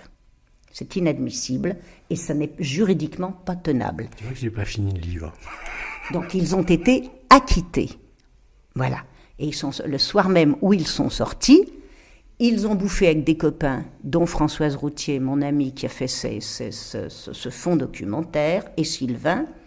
Ils ont bouffé dans leur resto et décidé de faire un livre pour les réhabiliter. Parce que Françoise, qui était prof de français, pensait qu'on ne donne jamais la parole aux dépossédés de la parole et aux gens analphabètes et aux classes sociales défavorisées, et qu'il fallait qu'ils parlent eux-mêmes pour leur honneur et récupérer leur dignité. Et donc... Et ça me revient. Et donc, il y en a un des deux à qui on a obligé de fermer sa bouche avant que le livre ne paraisse. Exactement. Et c'est pour ça que le livre qui devait sortir chez Champs Libres en 1971 à l'époque n'est jamais sorti parce que Michel Raton a subi des pressions. Mais moi, maintenant, j'ai récupéré le manuscrit et j'ai décidé de le sortir intégralement et il est dans la deuxième partie du livre, mais j'ai enlevé le témoignage de Michel Raton pour ne pas nuire à sa famille. Voilà. Donc il y a le témoignage de Marcel Munch et des parents de Michel Mougin, puisqu'on a trouvé Michel Mougin mort dans la rue avant le procès. Mais Michel Mougin, il était inculpé était également inculpé, bien entendu, c'était un jeune mineur. Bien. Avant de revenir sur les positions des forces politiques et y compris des Mao, je reviens sur des choses que je vais évoquer dérangeantes, mais bon, dont on va expliquer le contexte. Le matin du 4 juin, donc des lycéens du collectif de Lyon, d'Action de Lyon, donc sont allés dans l'école de lettres, dans l'école de droit, qui était pas très loin, qui était en face, si j'ai bien compris. Et alors qu'il y avait des élèves, on était le 4 juin, qui voulaient passer leurs examens, ils ont foutu en l'air, ils ont fermé les portes, ils ont bien close, avec des postes à soudure. Et ils ont aussi foutu en l'air, balancé les copies des examens par-dessus les balustrades. Voilà. Donc, ensuite, il y a l'attaque, donc la fameuse attaque de l'école de la fac de lettres par les étudiants fascistes de droit. D'autres barbouzes, j'imagine. Alors là, c'est Manolo qui raconte. On a deux gars. Est-ce que c'était deux espions ou des mecs de droit qui étaient plutôt d'accord avec nous? On va voir que des espions, il y en avait. Qui viennent me trouver. Ils ont su me trouver. Il était dans le bureau du doyen. Pour dire attention, parce que ce soir, les fachos de la fac de droit préparent une action. Ils vont reprendre la fac de lettres, foutre tout le monde dehors et libérer cette fac. Et ils vont être appuyés par les comités d'action civique, le SAC, les CDR. Et là, beaucoup de copains et autres ne nous ont pas cru. Ils ont dit, mais ça, c'est un mythe. Et on était un certain nombre à le croire.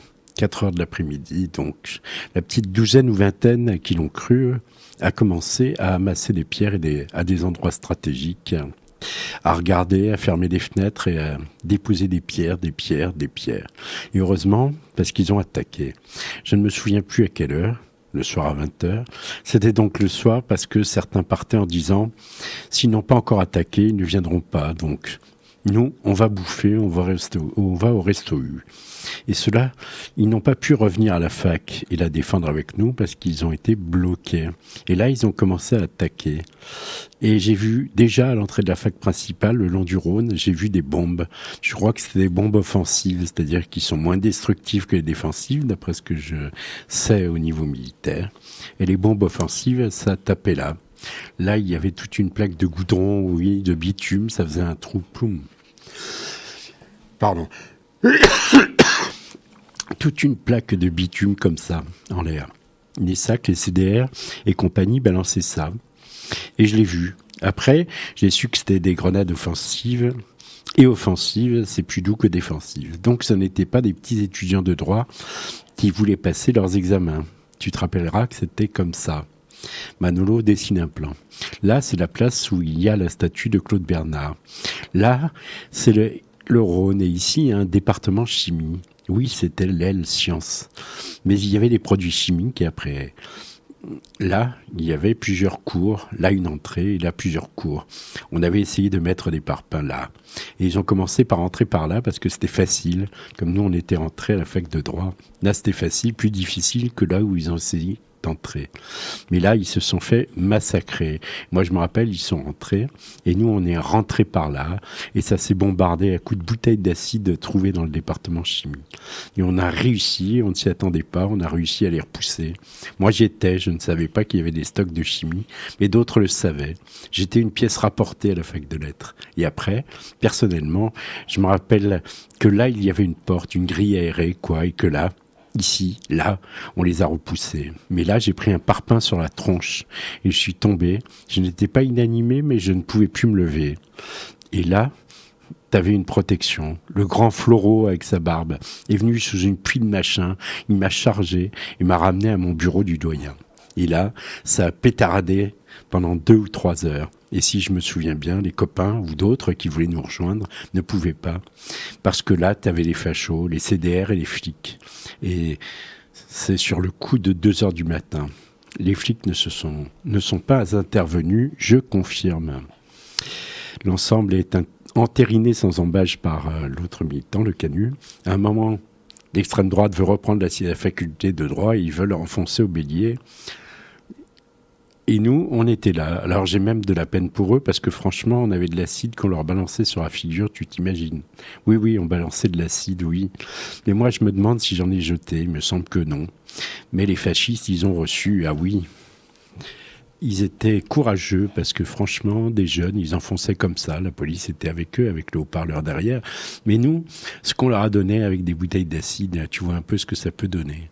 XX était là, mais lui, c'était un fanatique, un fou furieux.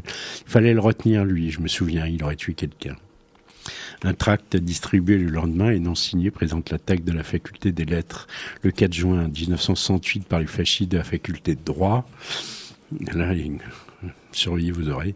Les étudiants, en droit, se sont portés spontanément devant le bastion d'une certaine faune crasseuse et hirsute, dont très peu sont étudiants, cette pègre qui occupe nos facultés. Et donc, ils insistent pour se mobiliser contre l'anarchie et le désordre. Bon, etc., etc. Là, c'est juste parce que on a fait allusion d'une façon ou d'une autre à quelque chose, des choses qui auraient mieux fait de ne pas se dérouler ou pas de cette façon. Et puis je voulais aussi dire que il y a la description d'un maquis, ou comme dans les maquis de 1943, 44, 45, enfin 44, pardon, les gens entre eux s'entresectent, si je puis me permettre, et tue celui qui paraît vouloir défaillir. Voilà. Donc il y a eu un mort à cette malheureuse dans l'été à 68 parmi les gens qui voulaient s'organiser pour poursuivre la lutte armée. Et voilà. Il faut se souvenir que le problème de savoir si la lutte armée était justifiée, pas justifiée, c'est une large question qui a traversé toutes les années 70, que certains, comme Jean-Marc Rouillant, sont allés la mener ici en France ou encore en Espagne contre le régime de Franco. Franco, c'est une chose, en France c'était autre chose. Beaucoup, dont l'AGP, ont fait le choix de plutôt se dissoudre et dissuader leurs adhérents les plus décidés. Et qui s'est pas passé ce qui s'est passé par exemple en Italie aussi. Voilà, c'était juste pour dire ça. On continue évidemment avec... on continue d'autant mieux avec Claire Ozias, qui nous reste finalement plus beaucoup de temps. Mais maintenant, tu as parlé d'une chose très importante, alors il faut revenir à ça, à savoir la place du Parti communiste dans mai 68. Alors, tu m'as rappelé tout à l'heure qu'il est important d'en parler. Mais tu sais pourquoi? Je l'explique, je le redis ce matin. Même j'ai pris dans mon courrier à Radio Galère, adressé à Étienne Bastine, journaliste à Galère, une carte envoyée par le Parti communiste français des Bouches-du-Rhône qui nous invite à une petite sauterie sympathique en marquant 1917, 1936, 1945, ils ont oublié 39, 40, et le traité entre Staline et Hitler, et l'invasion de la Pologne. Bon, attends, je vais plus loin. Ensuite, il y a marqué, donc 45, 68 et 2018. Et tout ça, c'est une succession de pavés. Donc, ils se revendiquent désormais de mai 68, alors qu'ils ont tant craché sur ceux qu'il avait menés, et en particulier sur le mouvement du 22 mars.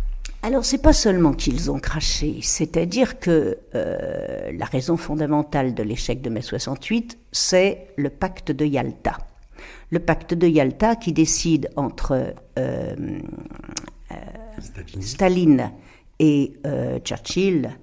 Et le président américain en chaise roulante. Le président américain, que le monde se divisera en deux, c'est la naissance de la guerre froide, à l'Est et l'Ouest, à l'Est les communistes et à l'Ouest le libéralisme.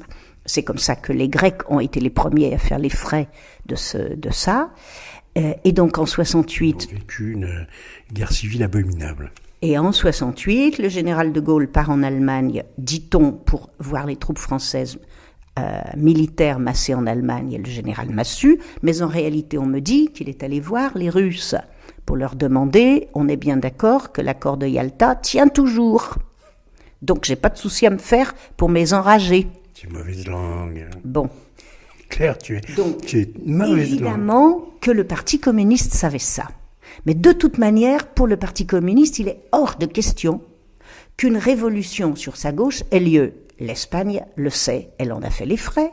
Et puis la Tchéco, il y a eu Prague, oui. La Tchéco, Budapest, avant, en 56, Berlin en 53, sans compter tout ce que nous ignorons encore sur les insanités à l'intérieur de l'Union soviétique. Donc, de toute façon, le Parti communiste, c'est un parti de petits propriétaires et de petites classes moyennes, absolument anti-prolétarien, évidemment anti-révolutionnaire. Et en 68, il n'avait qu'une seule idée, c'était il faut surtout que rien ne se passe. Mais pour que rien ne se passe, étant donné quand même qu'il y avait 10 millions de grévistes, il faut qu'on fasse semblant d'être dans la course. Donc, dans les archives de police, c'est noir sur blanc. Je n'invente rien.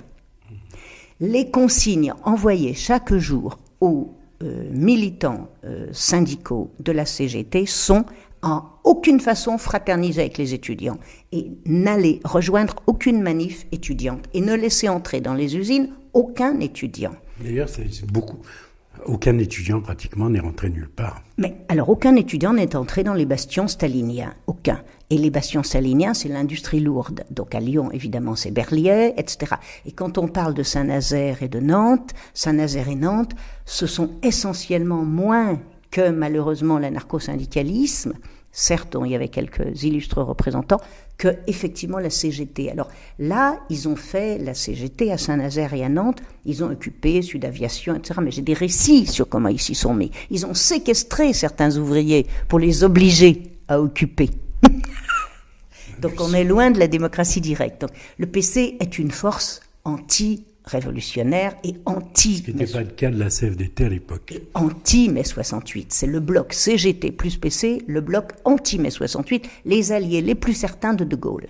En revanche, on a la deuxième gauche, c'est-à-dire le PSU et la CFDT. Eux sont des forces pro-68. Michel Rocard n'était pas le réac qu'il est devenu. Bien sûr, Michel Rocard a toujours été un homme d'une grande intelligence, enfin, c'est absolument évident, de même que ce qu'était la CFDT, qui a tourné Kazakh au milieu des années 70, mais pas avant. Donc il faut redire ces choses telles qu'elles ont été. Et Charletti, alors? Charletti, c'est le début de la fin, c'est-à-dire que c'est quand la gauche institutionnelle a essayé de récupérer les occupations pour en faire une force de pouvoir.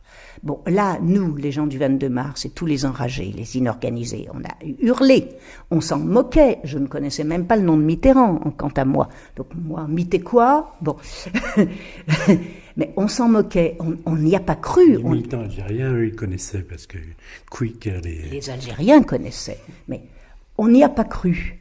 Bon. Et effectivement, ils se sont dit, c'est notre devoir de gauche, de pouvoir, de gouvernement, de tenter de ramasser la mise, et c'est une pensée, on va dire, libérale classique, ordinaire, de tenter de traduire le mouvement de mécontentement populaire en un gouvernement de gauche. Et donc, ils ont préparé les élections, mais ils les ont perdues, mais lamentablement, parce que les insurgés, pas seulement les enragés comme nous, mais même les autres insurgés, jamais ils voulaient aller voter, tout le monde. Il faut comprendre que De Gaulle a dissous l'Assemblée nationale, c'est ça? Voilà, De Gaulle a dissous l'Assemblée nationale, mais... Et il y a eu une grande vague bleu horizon derrière. Énorme. Alors, il y a un copain qui me dit, encore un copain insurgé de l'époque, qui me dit, je comprends toujours pas comment, à 12 millions de grévistes, a succédé une telle vague de vote. Mais parce que ce ne sont pas les mêmes qui sont insurgés et qui vont voter. Les insurgés ne vont pas voter. Ton citoyen, ton bulletin de vote, c'est le pavé. Donc, ce ne sont pas les mêmes. Il y a 2 France. Et on a eu une levée de bouclier très importante. On voit dans les archives, pendant mai 68, les fascistes, les groupuscules fascistes, sont très, très énervés pendant mai. Ils se réunissent tous les jours à Paris, les groupes Occident. Ils se réunissent tous les jours. Et à Lyon aussi, ils sont très énervés. Ils essayent de faire partie du mouvement pour pouvoir le détourner, mais c'est impossible. Et surtout, il y a des attaques aussi. Et alors, il y a l'attaque, pour ce qui est de Lyon, l'attaque, grave des fascistes de la fac de droit contre la fac de lettres, en prétendant qu'ils vont la libérer, mais ils ne savaient pas qu'à l'intérieur de cette fac, il y avait des gens qui savaient bien se battre. Et se défendre, et qui se sont défendus. Oui, mais enfin, en même temps, c'est pas très glorieux de balancer de l'acide voilà. Ils ont pris sur la gueule des assaillants. Voilà, c'est ce qu'ont dit les médecins, les étudiants en médecine. C'était pas terrible, on a retrouvé quand même des brûlures à l'acide, voilà. Mais ils ont pris ce qu'ils avaient sous la main pour se défendre. Non, sinon, on peut se souvenir que du côté du GU des autres, oui.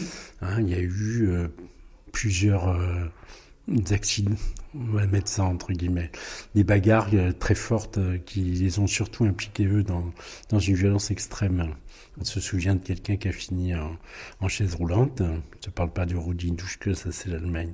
Je parle en France, à la suite d'une attaque du GUD à Nanterre. Oui, tout à fait. Donc là, on a un exemple pour lequel j'ai et les souvenirs des personnes et les archives de police, donc on peut en parler.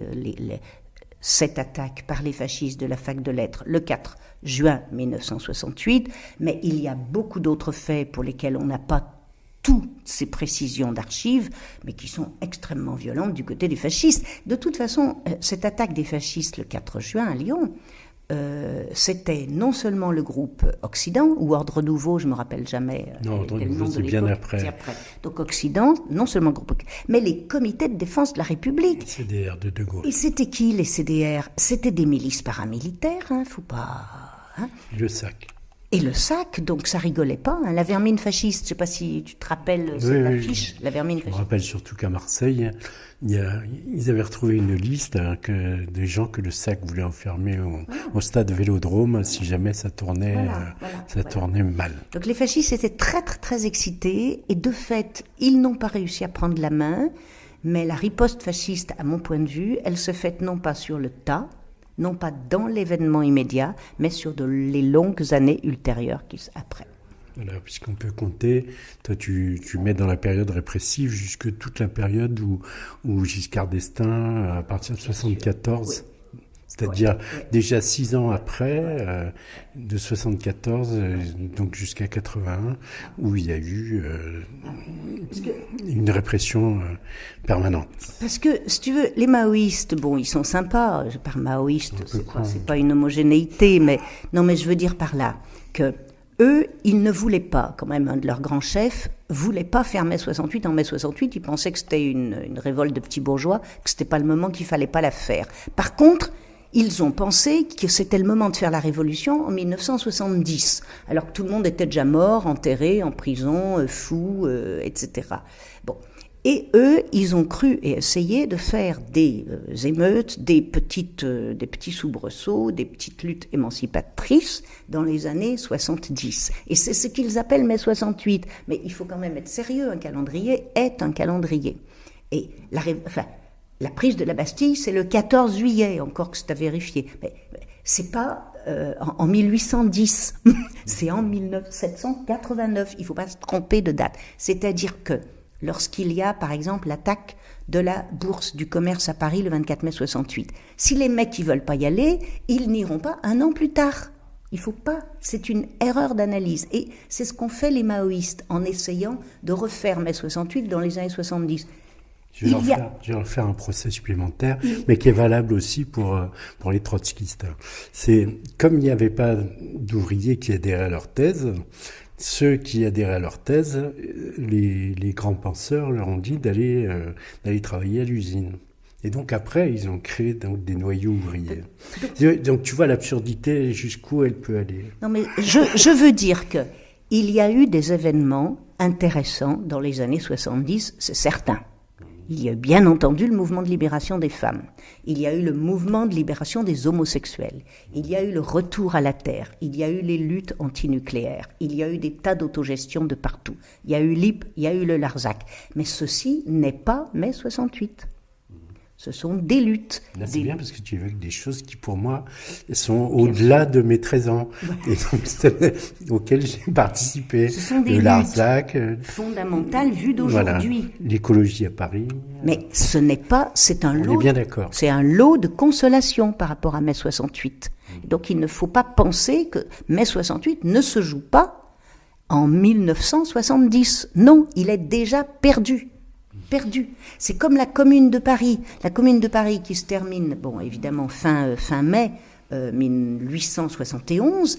En décembre 1871, les derniers communards sont jugés, dont Louise Michel, et hop, expédiés en Nouvelle-Calédonie. On ne va pas faire la Commune de Paris en 1885. Voilà, c'est ça que je veux dire. Les gens sont déjà tous déportés et morts et fusillés.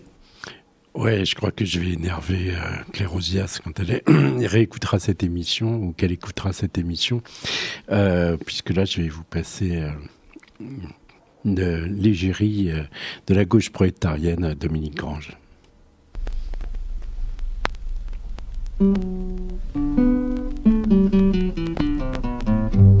Que la provocation, celle qu'on n'a pas dénoncée, ce fut de nous envoyer en réponse à nos questions vos hommes bien lunettés, bien casqués, bien boucliers, bien grenadés, bien soldés, d'où nous sommes mis à crier. Ah, l'État policier, ah, l'État policier, ah, l'État policier.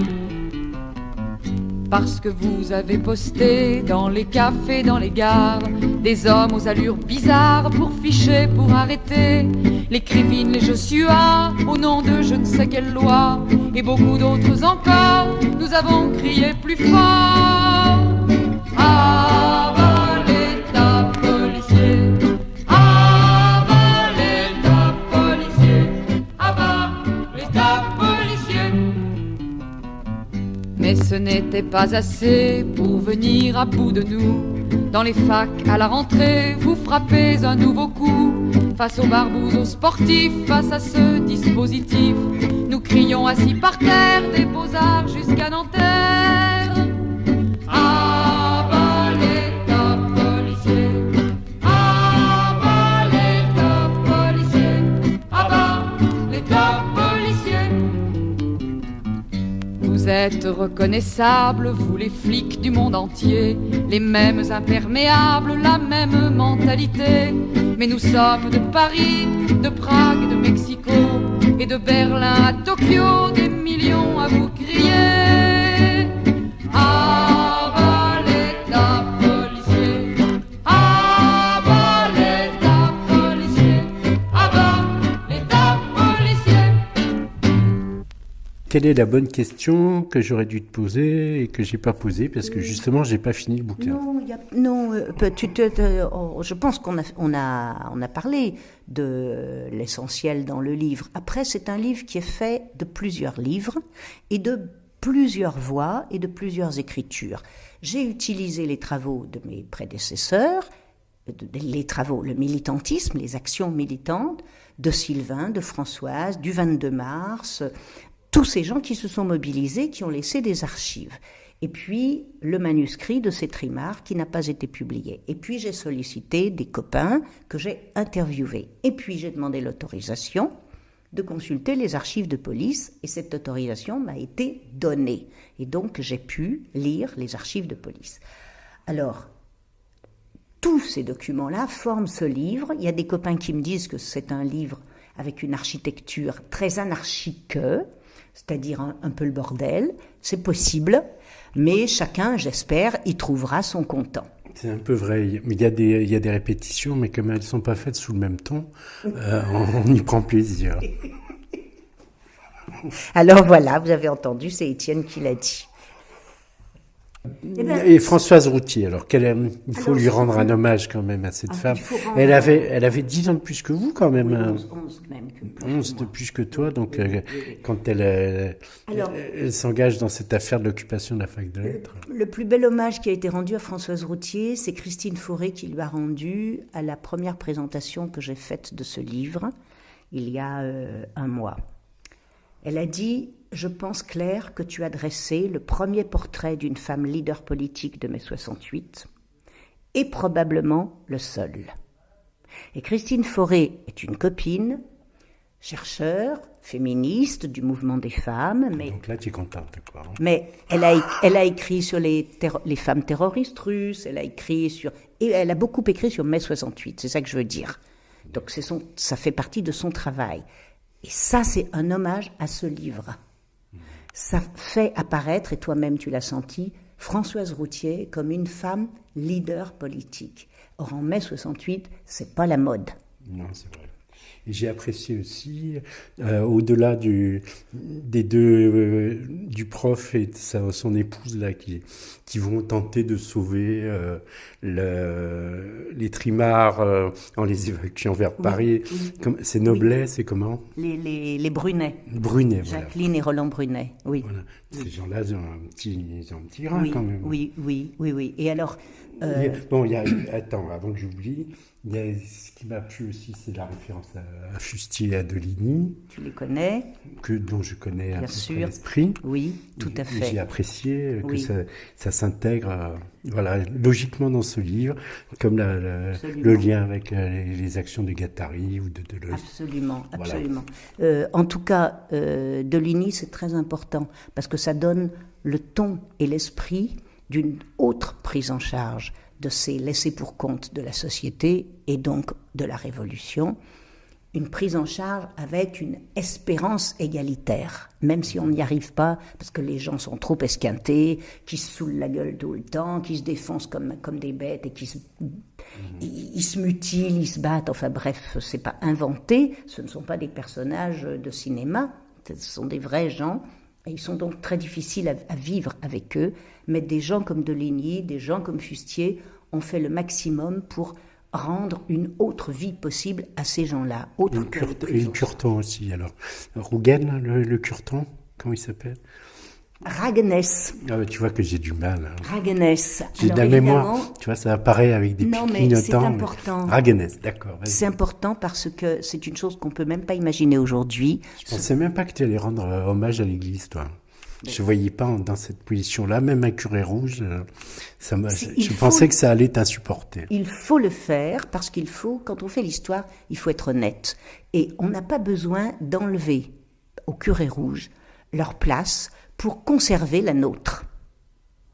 Donc la nôtre, c'est celle de 68 arts, d'insurgés, d'émeutiers en mai 68, et vraiment, on n'a rien raté, donc on n'a rien à regretter. Il se trouve que, chose extravagante vue de nos jours dans le monde, l'Église avait une partie de ses membres qui appartenaient à la théologie de la libération et qui étaient donc des curés rouges à cette époque-là. Et donc l'archevêque de Paris a ordonné à ses membres de s'y mettre en mai 68. Il a ordonné qu'ils ouvrent les couvents dans Paris intramuros et surtout dans le quartier latin pour soigner les étudiants. Qui peut imaginer ça de nos jours ? À l'époque où c'est la manif pour tous qui fait la pluie et le beau temps dans ce pays. eu entre-temps l'église Saint-Bernard, où bon, les deux espèces ont...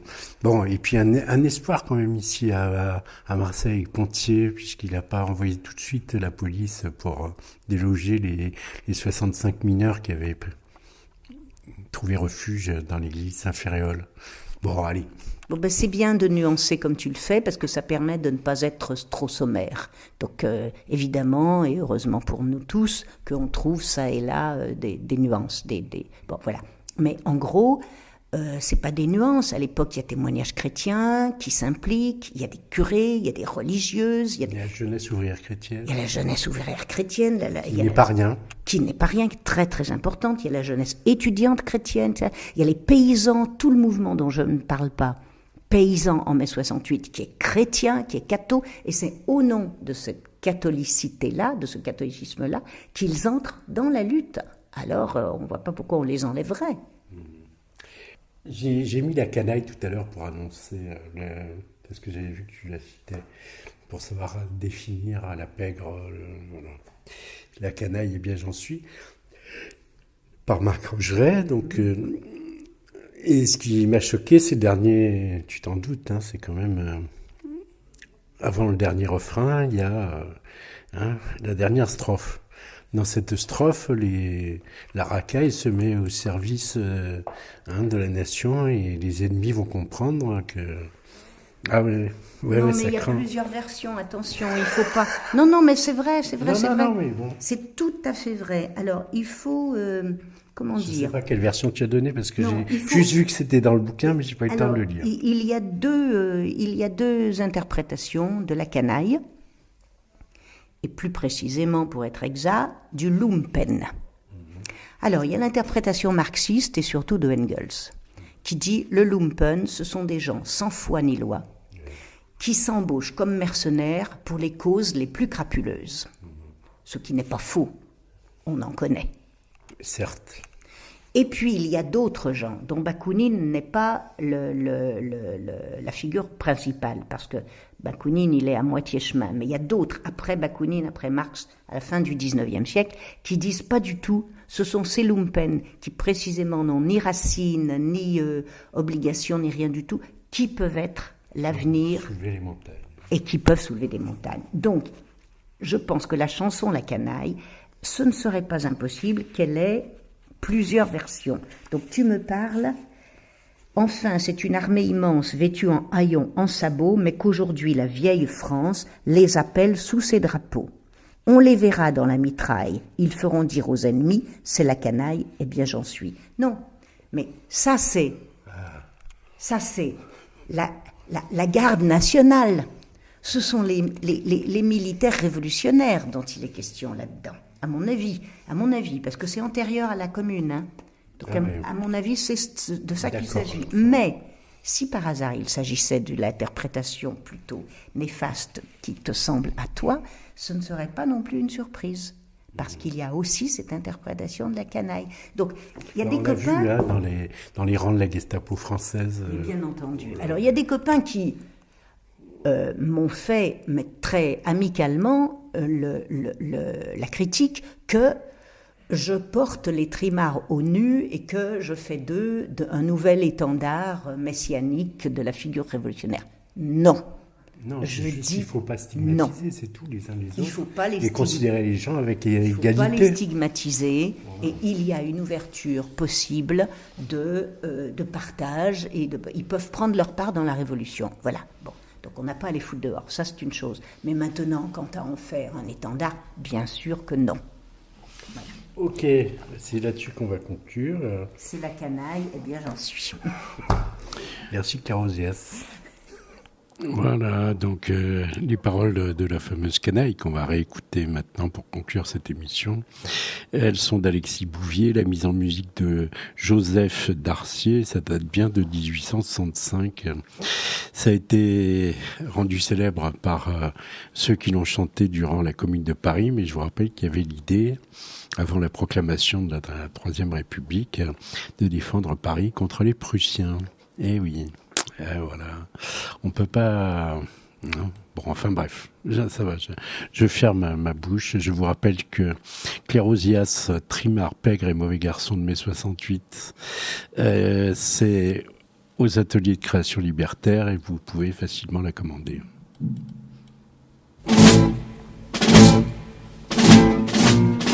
Dans la vieille cité française existe une race de fer dont l'âme comme une faunaise a de son feu bronzé la chair. Tous ses fils naissent sur la paille, pour palais ils n'ont qu'un taudis, c'est la canaille.